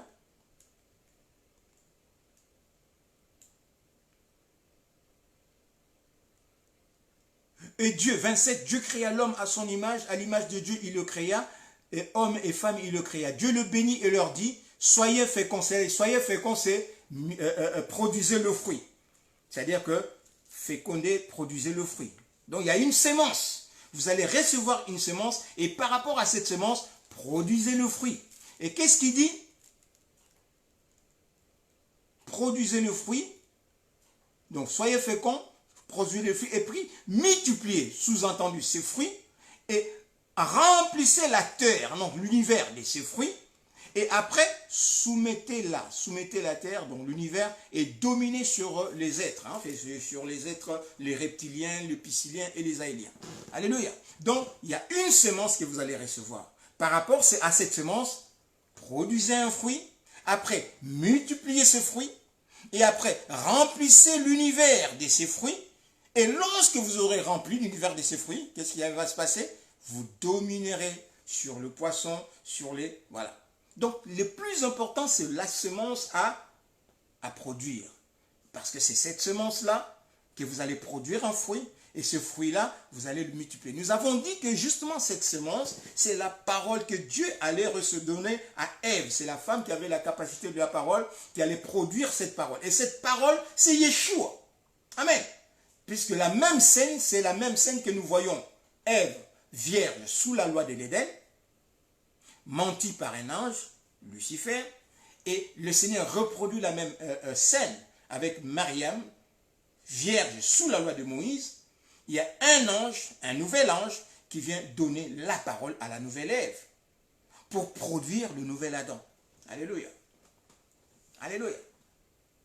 La première Ève est sortie du premier Adam, mais le deuxième Adam sort de la nouvelle Ève. Alléluia. Que le Seigneur soit glorifié et béni. Le premier Adam, du premier Adam est sorti la première Ève, mais le deuxième Adam est sorti de la nouvelle Ève. Alléluia. Que le Seigneur soit béni au nom de Yeshua. Donc voilà cet homme, il a appris de la part de l'ennemi, donc de Satan, de Lucifer, le serpent ancien, de démons, il a appris que on lui a informé, on lui a menti que son roi était méchant, puisque lui, puisqu'on lui a même pas dit que voilà, il faut que tu penses que voilà, il est parti, maintenant il revient en tant que roi, il ne revient plus en tant que fils, il revient en tant que roi. Et son maître lui répondit, serviteur méchant et paresseux. Amen. Serviteur méchant et paresseux. Donc, ça y est, paresseux, c'est-à-dire que ton corps n'a pas produit. Pourquoi? Parce que ton corps n'a pas laissé la capacité entrer en toi pour donner à la semence ce que l'esprit qui a donné la semence demande. Puisqu'il a donné cette semence selon la capacité. Et la semence, elle devait être reproduite selon la capacité. Mais puisque tu n'as pas régné la semence, donc ta capacité en fait n'a servi à rien. Donc c'est pourquoi notre esprit, notre corps devient paresseux. Paresseux c'est quoi? C'est que tu es indolent, tu ne peux plus rien faire. Notre corps devient indolent, le corps ne peut plus rien faire. Pourquoi le corps ne peut plus rien faire? Parce qu'il n'a pas Yeshua. Le Seigneur dit que sans moi, vous ne pouvez rien faire. Donc sans moi, vous serez paresseux. Amen. C'est Yeshua qui nous donne en fait, comment dit la Bible dit que voilà, c'est lui qui nous donne la vie et l'être. Amen. Donc la vie, le mouvement et l'être. C'est Yeshua, le Dieu Tout-Puissant en nous qui nous donne la vie, le mouvement et l'être. Donc sans lui, nous ne pouvons rien faire. Amen. Nous ne pouvons rien faire qui soit agréable à Dieu. Et Dieu traite cette personne de paresseuse. Amen. Serviteur méchant d'abord. Méchant, c'est-à-dire que le serviteur d'avant, ils étaient fidèles, ils étaient bons, ils étaient fidèles. C'est-à-dire qu'ils étaient loyaux. Les deux serviteurs étaient loyaux. La loyauté, nous avons dit que c'est de reconnaître le mérite d'une personne. Ici, la loyauté envers Dieu, c'est de reconnaître que Dieu est Dieu. C'est pourquoi dans sa prière modèle, Yeshua nous donne d'abord à louer Dieu. Notre Père qui est aux cieux, que ton nom soit sanctifié, que ton règne vienne, parce que c'est toi qui es roi, c'est toi qui diriges toutes choses. Sans toi, rien n'est. C'est pourquoi nous avons besoin que ton règne vienne, afin que toi, en tant que roi, tu puisses coordonner toutes choses. Tu puisses ordonner toutes choses. Parce que sans toi, rien n'est. Le monde ne se fera pas sans toi. Si toi tu n'es pas, il n'y a rien de bon dans ce monde. Parce que le monde a régné Yeshua, le monde a régné son Dieu, et il a mis Dieu à l'écart. Regarde qu'il y a des catastrophes dans le monde. Regarde l'éducation de nos enfants. Regarde la mentalité, la moralité des hommes. Pourquoi l'homme, nos sociétés, nos gouvernants ont écarté Dieu de la gestion des hommes, la gestion des affaires. Et voilà. On nous dit que voilà, l'homme devient un loup pour l'homme. Alors que Dieu n'a pas créé l'homme à l'image du loup, mais il a créé l'homme à son image.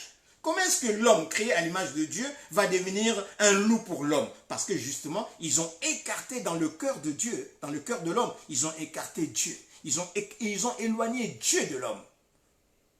Ils ont éloigné l'homme de Dieu. Puisque Dieu est toujours là. Ils ont éloigné l'homme de Dieu. Comme ils ont éloigné l'homme de Dieu, c'est des animaux. Les démons, c'est des animaux. Ils doivent s'incarner dans les animaux. Comme ces esprits, ces démons, le diable, Lucifer, ils ont menti à l'homme, ils l'ont écarté de Dieu. Donc ils ont amené l'homme à vivre comme un animal. C'est pourquoi ils peuvent dire avec raison que l'homme, loin de Dieu, est devenu un animal pour l'homme. C'est pourquoi l'homme veut dominer sur son semblable. C'est pourquoi l'homme veut bouffer son semblable. On parle de sorcier, il a bouffé tel. Parce qu'ils agissent comme des animaux qui se bouffent entre eux. Vous voyez, les animaux, ça bouffe entre eux. Un lion, il a faim, il prend en fait, il voit une vache, il bouffe la vache. Même un lion peut bouffer en fait une lionne. Un lion, un enfant lion, il le bouffe. Parce que c'est le règne animal. Mais nous, hommes créés à l'image de Dieu, nous sommes un corps complémentaire, unis par l'amour, par le sang de Yeshua. Alléluia. Serviteur méchant et paresseux, un serviteur qui est déloyal, qui ne respecte pas l'autorité de Dieu. Comme nous avons dit, on est loyal dans notre travail. L'homme, l'employé doit être loyal envers son patron. Pourquoi? Parce que c'est lui qui le paye. C'est lui qui te donne ton salaire. Vous êtes convenus, même si tu regardes, tu vois que ton patron, il gagne 1 million. Ça ne te regarde pas. Ça ne nous regarde pas, c'est son argent. Il a investi son argent. Lorsqu'il avait fait ces trucs, nous n'étions pas là. Comme on dit, le pot, il n'a pas à dire au potier, pourquoi tu m'as fait comme ça? Pourquoi tu m'as fait de longues oreilles? Pourquoi tu m'as donné 1 million alors que toi tu gagnes des milliards? C'est son argent, il a fait ce qu'il veut. Amen. C'est son argent, il a fait ce qu'il veut. Il a investi, c'est ton patron et tu dois être loyal. Nous devons être loyaux envers notre patron et respecter son investissement. Lorsque nous travaillons pour lui loyalement, nous respectons son investissement et lui, il peut nous honorer, il peut nous faire confiance pour nous confier plusieurs autres choses. Amen. Joseph, dans les petites choses, il était loyal. Et lorsqu'il arrivait des grandes choses, le pharaon a dit que voilà, attends, puisque tu m'as donné l'explication du son, c'était une petite chose. Mais qui est-ce que je peux mettre qui a la sagesse pour conduire, pour gérer ces choses dans la famille? Il dit, mais tiens, prends, je te confie des grandes choses. Alléluia. Donc, lorsque nous sommes fidèles dans des petites choses, le Seigneur nous confie des grandes choses. Alléluia. Donc, serviteur méchant et paresseux, il dit, mais tu savais, on va encore relire dans Luc 9, 19 plutôt. Tu savais que j'étais méchant. Il dit, mais tu as appris. Hein? Puisque tu as appris. Il dit, puisque tu as appris que je suis méchant, que je suis un homme dur. Mais alors, pourquoi tu n'as pas pris mon argent? Pourquoi tu ne l'as pas pris pour aller le donner à un banquier? Amen. Voyez la logique.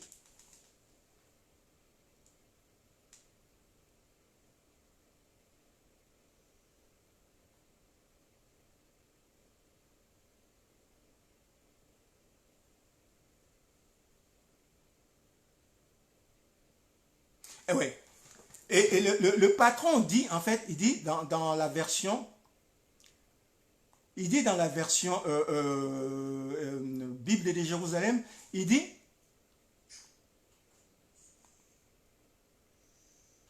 et il lui dit, je te juge, le patron lui dit, le roi lui dit, je te juge sur tes propres paroles, dit-il, mauvais serviteur.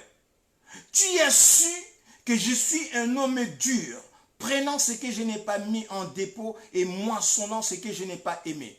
Pourquoi donc n'as-tu pas confié mon argent à la banque? À mon retour, je l'aurais retiré avec un intérêt. Et il dit à ceux qui étaient là, enlevez-lui sa mine et donnez-le à celui qui a le 10 000. Mais Seigneur, répondit-il, il a 10 000. Il dit, je vous le dis, à tout homme qui a, on donnera, mais à celui qui n'a pas, on l'enlèvera même ce qu'il a. Alléluia. Donc, le Seigneur dit que, voilà, écoute, tu as appris, justement, monsieur, tu as appris. On t'a dit, ce n'est pas ce que moi je te dis, puisque moi je vous ai toujours fait confiance. Mais toi, en fait, il y a des gens à l'extérieur qui t'ont dit que j'étais méchant, que j'étais un homme qui moissonnait. C'est-à-dire que moi, je ne travaille pas, mais c'est vous qui travaillez et moi je prends. Mais moi, j'ai investi mon argent. Si vous travaillez, c'est par rapport à mon argent. Mais si toi, tu as appris que je suis un homme dur, alors pourquoi tu n'as pas pris mon talent? Tu ne l'as pas même confié au banquier. Comme ça, moi, à la banque, j'aurais pris. C'est-à-dire que dès le départ, le Seigneur veut lui dire simplement que dès le départ, quand j'ai demandé qui enverrai-je, tu n'allais pas accepter. Je n'allais pas te donner ma parole. Parce que le Seigneur, ils vont dire que le Seigneur nous demande, qui enverrai-je? Tu acceptes le Seigneur dans ton cœur comme ton Seigneur et Sauveur. Il dit, ouais, écoute, Tu as été sauvé pour servir. Vas-y. Ou alors, quand le Seigneur t'envoie, mais non, mais je ne veux pas. Moi, je ne veux pas. Je ne veux pas y aller. Dès le départ, le Seigneur dit, voilà, lui, il ne veut pas. Laisse-le. Amen. Mais tu as accepté. Tu as accepté la mission. Et moi, j'étais, comme dit, quand le Seigneur donne la vision, il donne la provision. Donc, comme tu as accepté, j'étais approvisionné. Je t'ai donné la capacité de foi pour accomplir la tâche. Mais comment ça se fait maintenant que tu es là? Maintenant, moi, je reviens. J'avais donné, en fait, ces talents pour que tu puisses me gagner les 20 000 âmes. Mais je reviens des milliers d'années après, et le truc là, tu n'as rien fait. Maintenant, il y a un trou dans mon corps, puisque les gens qui devaient rentrer dans mon corps, puisque c'était des âmes à gagner, les gens qui devaient rentrer dans mon corps, que tu devais gagner, ils n'y sont pas. Maintenant, qu'est-ce que je fais? Eh bien, je te rejette. Je rejette pour faire quoi? Tu vas suivre les gens qui t'ont donné ces informations. Tu vas les suivre. Tu vas les suivre comme ça. Vous resterez dans le ténèbre. C'est à la fin. Ôtez-lui donc le talent et donnez-le à celui qui a le dit talent, car on donnera à celui qui a. Donc celui qui a produit de fruits, celui qui a gagné des âmes, on lui donnera. Parce qu'il a gagné des âmes. Il a montré en fait une certaine loyauté, une certaine fidélité. Il a montré qu'il est bon. On lui donnera pour qu'il puisse gagner encore des âmes. Mais à celui qui n'a pas produit de fruits, comme le figuier. Hein, on se rend compte, nous voyons le figuier qui a été séché. Parce que quand le maître est arrivé, le Seigneur a créé le figuier en tant qu'arbre pour qu'il donne des figues.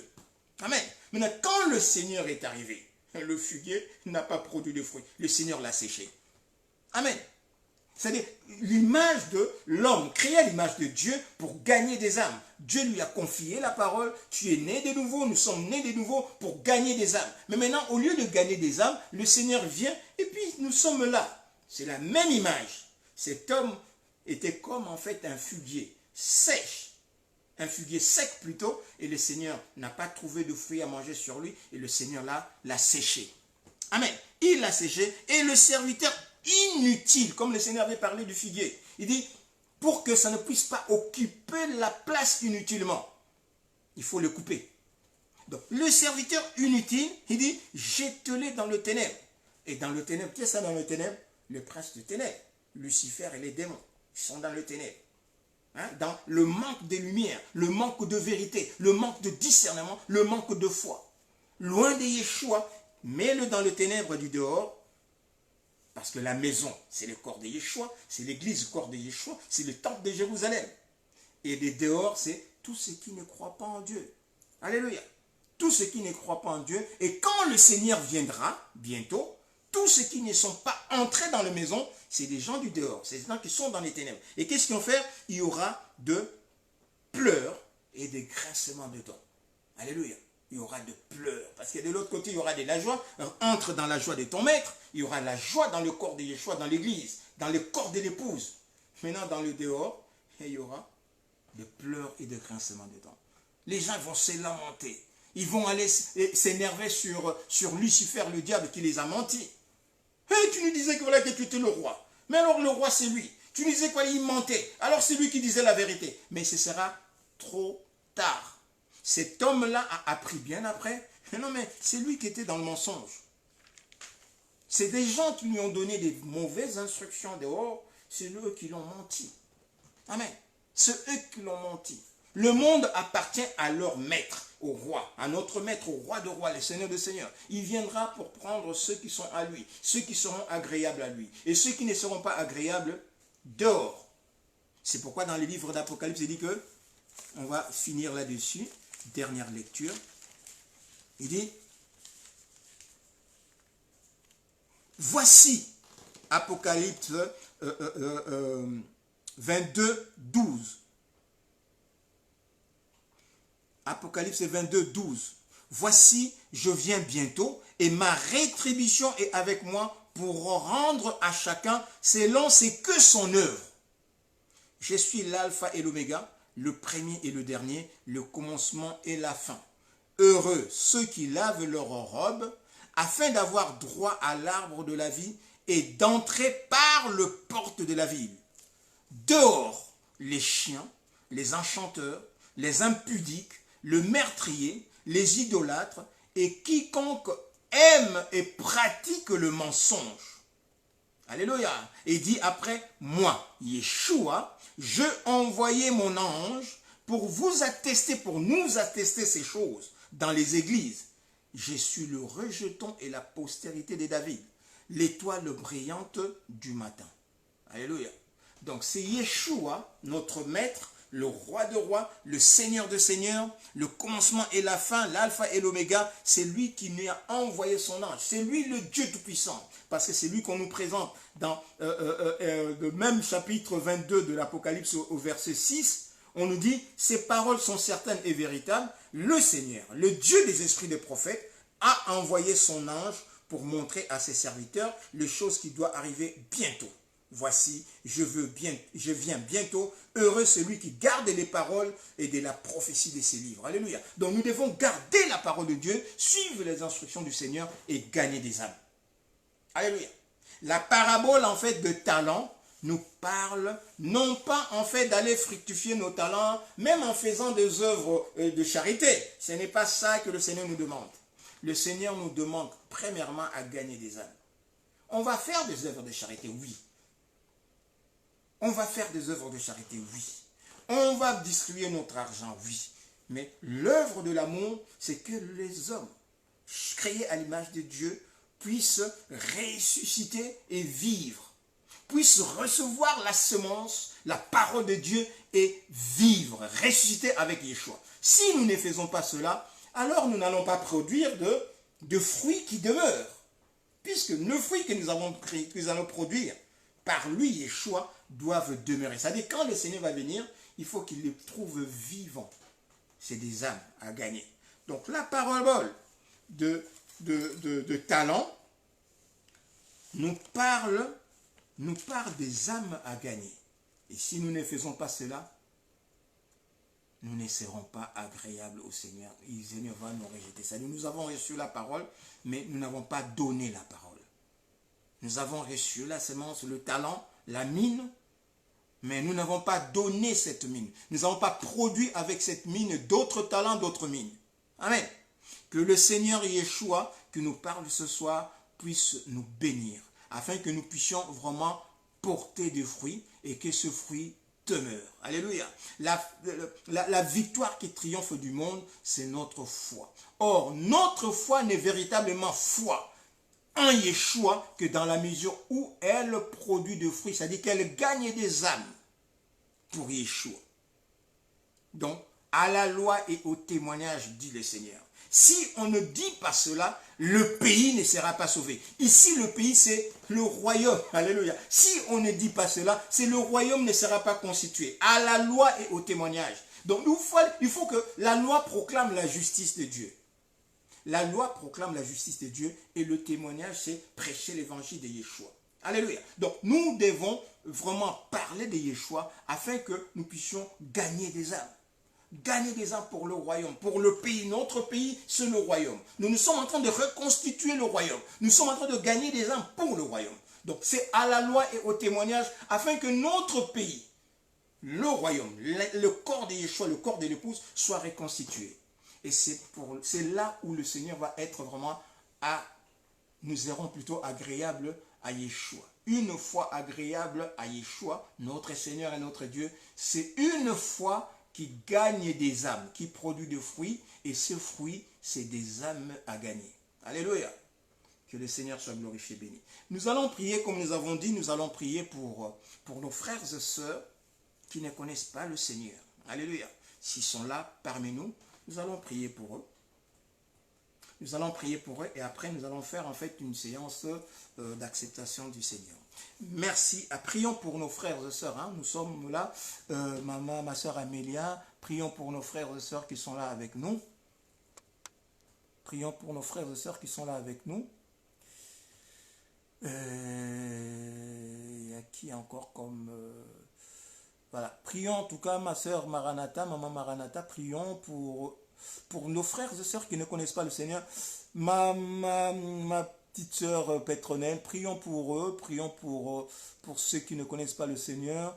Ma sœur Chantal Elkouri, nous allons prier pour ceux qui ne connaissent pas le Seigneur. Et s'il y a quelqu'un qui est là, s'il y a une personne que vous connaissez qui n'est pas là avec nous, qui ne connaît pas le Seigneur, ma sœur Iris, Magali, que le Seigneur te bénisse aussi. Donc nous allons prier pour nos frères et sœurs qui ne connaissent pas le Seigneur, pour que le Seigneur les touche.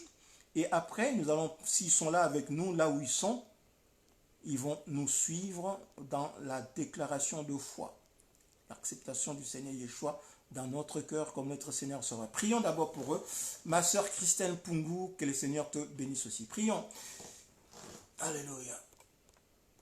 Maman Rebecca, que le Seigneur te bénisse aussi. Alléluia. Je cherchais à comprendre un peu le... Voilà. Prions pour... Merci Papa pour l'amour, Père de gloire, que nous manifestes ce soir pour ton peuple. Seigneur, tu es venu afin que l'homme qui reçoit, Père de gloire, la parole que tu nous envoies, Papa, puisse être sorti de la fosse. Seigneur, tu dis que dans notre détresse, tu as envoyé ta parole, que cette parole nous guérit et nous fait sortir de la fosse. C'est-à-dire que cette parole nous ressuscite, Papa. Seigneur, tu nous as donné à nous, serviteurs et servants de Dieu, ta parole, afin que nous puissions prêcher ta parole, afin que nous puissions partager ta parole qui est ton pain de vie, afin que ceux qui vont écouter ta parole soient nourris de ton pain de vie et qu'ils soient ressuscités, qu'ils reçoivent la résurrection de leur âme au nom de Yeshua. Merci, Papa. Merci pour nos frères et sœurs qui sont là, Papa. Autant qu'ils sont, ceux qui sont là en direct avec nous, ceux qui sont là sur écran interposé et ceux qui vont nous suivre en différé, Papa. Touche leurs âmes, touche leur cœur, Papa. Tu es venu pour eux. Tu es venu pour eux, Papa. Nous tous aussi, nous étions dans le monde. Tu nous as sortis du monde. Et maintenant, tu nous envoies dans le monde pour que nous puissions ramener nos frères qui sont restés dans le monde, dans le temps qui nous a imparti. C'est là la parabole du talent que tu viens de nous parler, dont tu viens de nous parler ce soir. Nous sommes là, Papa. Tu nous as envoyés et nous prions pour nos frères et sœurs qui ne te connaissent pas encore.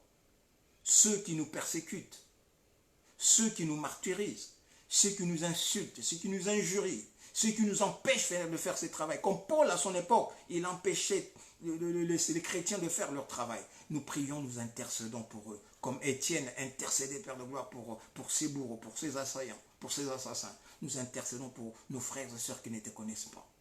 Ou ceux qui t'avaient connu avant et qui ont reculé, Papa. Nous les laissons entre tes mains, Papa. Touche leur cœur, Père, afin qu'ils reviennent. Seigneur, tu reviens bientôt. Remets dans leur cœur, Père de gloire, l'amour premier qu'ils avaient pour toi.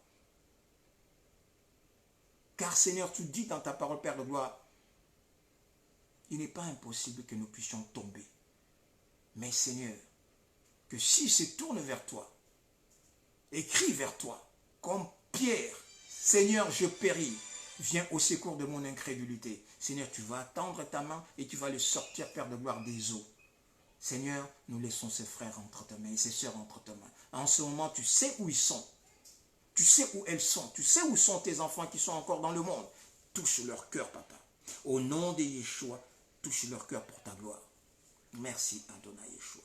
Merci pour l'exaucement. Merci pour le sang que tu as versé sur la croix à Golgotha. Merci, Père de gloire, pour tout ce que tu as fait. Merci pour tout ce que tu feras ce soir. Et merci, Père, merci pour ce que tu vas faire ce soir et ce que tu feras, Père de gloire, dans la vie des hommes créés à ton image. Merci, Papa.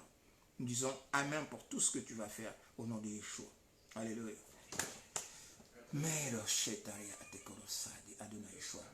Donc nous demandons à nos frères et sœurs qui sont là, qui ne connaissent pas le Seigneur, nous leur demandons en fait là où ils sont, vous n'êtes pas seuls. Déjà on vous rassure, nous vous rassurons que vous n'êtes pas seuls. Depuis que vous êtes là avec nous, même ceux qui vont suivre cela, ils vont différer. Même ceux qui suivent en fait sur écran interposé, vous n'êtes pas seuls. Depuis le moment que vous êtes rentrés, depuis le moment où vous êtes présentés dans une église, le Seigneur vous a conduit dans cet endroit.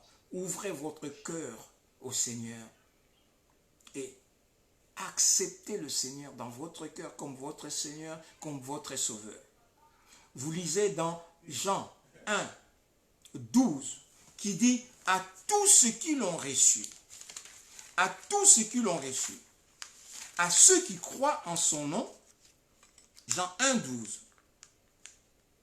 Amen. Mais à tous ceux qui l'ont reçu, à ceux qui croient en son nom, elle, la parole, elle a donné le pouvoir de devenir enfant de Dieu, lesquels sont nés non du sang, ni de la volonté de la chair, ni de la volonté de l'homme, mais de la volonté de Dieu. Or, la parole, c'est au commencement était la parole était avec Dieu, et la parole était Dieu, et la parole était Dieu, et Dieu lui-même. Donc la parole, c'est Jésus. Nous vous demandons d'ouvrir vos cœurs. Le Seigneur frappe dans votre cœur. Maintenant, ouvrez votre cœur. Acceptez Yeshua, Jésus-Christ dans votre cœur. Dites simplement, Seigneur, après avoir entendu ta parole, cette parole que tu as dite ce soir, Seigneur, Jésus-Christ, Yeshua Hamashiach, je t'accepte dans mon cœur comme mon Seigneur, comme mon Sauveur, comme mon Maître, comme mon Roi. Et je m'agenouille devant toi. Et vous le faites réellement, vous agenouillez devant toi en disant, Seigneur, je m'agenouille devant toi et je fais allégeance à toi. Je m'accroupis, je t'adore. C'est toi qui es mon maître. Je t'accepte, Seigneur, prends-moi et fais-moi maintenant un instrument pour ta gloire. Fais de moi ton enfant, Père. Je t'accepte dans mon cœur, encore une fois, comme mon Seigneur, comme mon Sauveur, comme mon Roi, comme mon Dieu, comme mon Maître. Seigneur, du haut de ton trône, prends acte et agis. C'est pour cela que tu es venu. Tu es venu pour moi, Papa. Je suis là. Je péris. Je suis en train de périr. Viens au secours de mon incrédulité. Sauve-moi maintenant. Au nom de Yeshua, je t'accepte. Amen. Alléluia. Merci Seigneur. Merci Adonai Yeshua pour ceux qui t'ont accepté ce soir dans leur cœur comme leur Seigneur, comme leur Sauveur. Frères et sœurs, si vous n'avez pas bien suivi quelque part, faites revenir en arrière et recevez, réécoutez ce qui a été dit. Réécoutez cela pour que vous puissiez accepter le Seigneur dans votre cœur comme votre Seigneur. Il suffit seulement de l'accepter, de faire cette confession, de vous agenouiller devant Dieu, seulement devant Dieu. Et désormais, vous allez vous agenouiller seulement devant Dieu. Si vous étiez dans une loge, faites cela au nom de Yeshua. N'ayez pas peur en disant que voilà, oui, ils m'ont dit dans la loge, si je sors, ils vont me tuer. Ils ne pourront rien te faire. Au nom de Yeshua, par le sang que Yeshua a versé sur la croix à Golgotha, comme nous l'avons lu dans 1 Jean 5, 4 à 5, la victoire qui triomphe du monde, c'est votre foi. Si vous mettez votre foi en Jésus-Christ, en Yeshua, si vous le mettez au devant de toutes choses, au-dessus de toutes choses, personne ne pourra vous toucher parce qu'en ce moment, quand vous avez accepté Yeshua dans votre cœur comme votre Seigneur, comme votre Sauveur, comme votre Roi, c'est lui maintenant qui vous protège. Par le sang qu'il a versé sur la croix à Golgotha, là où vous êtes, dites Amen, Amen, Amen, Seigneur Yeshua, Seigneur Jésus. Amen.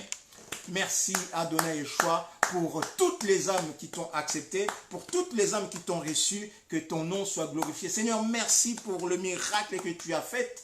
Le seul miracle que tu fais ce soir, c'est que des âmes soient sauvées, Adonai Yeshua. Merci pour les miracles, pour l'exaucement. Merci pour tout ce que tu as prévu de faire ce soir et que tu as fait au nom de Yeshua. La gloire, la puissance, l'honneur te soit rendu. Père de gloire, tu as rendu ton règne manifeste. C'est pourquoi nous te bénissons ce soir. C'est pourquoi nous te glorifions ce soir. Merci Adonai Yeshua. Merci pour le miracle. Merci pour tous ceux qui t'ont accepté dans leur cœur comme leur Seigneur et Sauveur. Merci pour toutes les choses merveilleuses que tu vas faire dans leur vie. Seigneur, daigne les accompagner, Père de gloire, les acheminer vers une église, un pasteur que tu as choisi, un homme selon ton cœur, afin qu'il puisse acter, Père de gloire, par le baptême, cette confession de foi. Au nom de Yeshua, nous disons Amen. Et pour ceux, bien-aimés, qui vont suivre ces lives, si vous ne savez pas où aller, envoyez-nous un message inbox et nous avons de partenaires, des connexions partout dans le monde et nous allons vous guider pour vous dire exactement dans quelle église vous pouvez y aller, pour voir le pasteur de cette église, le serviteur ou la servante de Dieu de cette communauté, pour que cette personne puisse ces serviteurs de Dieu, ces servantes de Dieu, puissent vous acheminer vers le baptême. Au nom de Yeshua, voici, c'était notre live de ce soir, notre rendez-vous de ce soir. On a fini à 21h parce que nous avons eu 15 minutes de retard auparavant. Que vous puissiez nous pardonner pour cela au nom de Yeshua. Voilà. Shalom, que la paix du Seigneur, qui surpasse toute intelligence, vous fasse rentrer dans la joie de votre Maître. Au nom de Yeshua, nous disons Amen, Amen, Amen. Acclamons pour le Seigneur Yeshua. Que le nom de Yeshua soit glorifié et béni.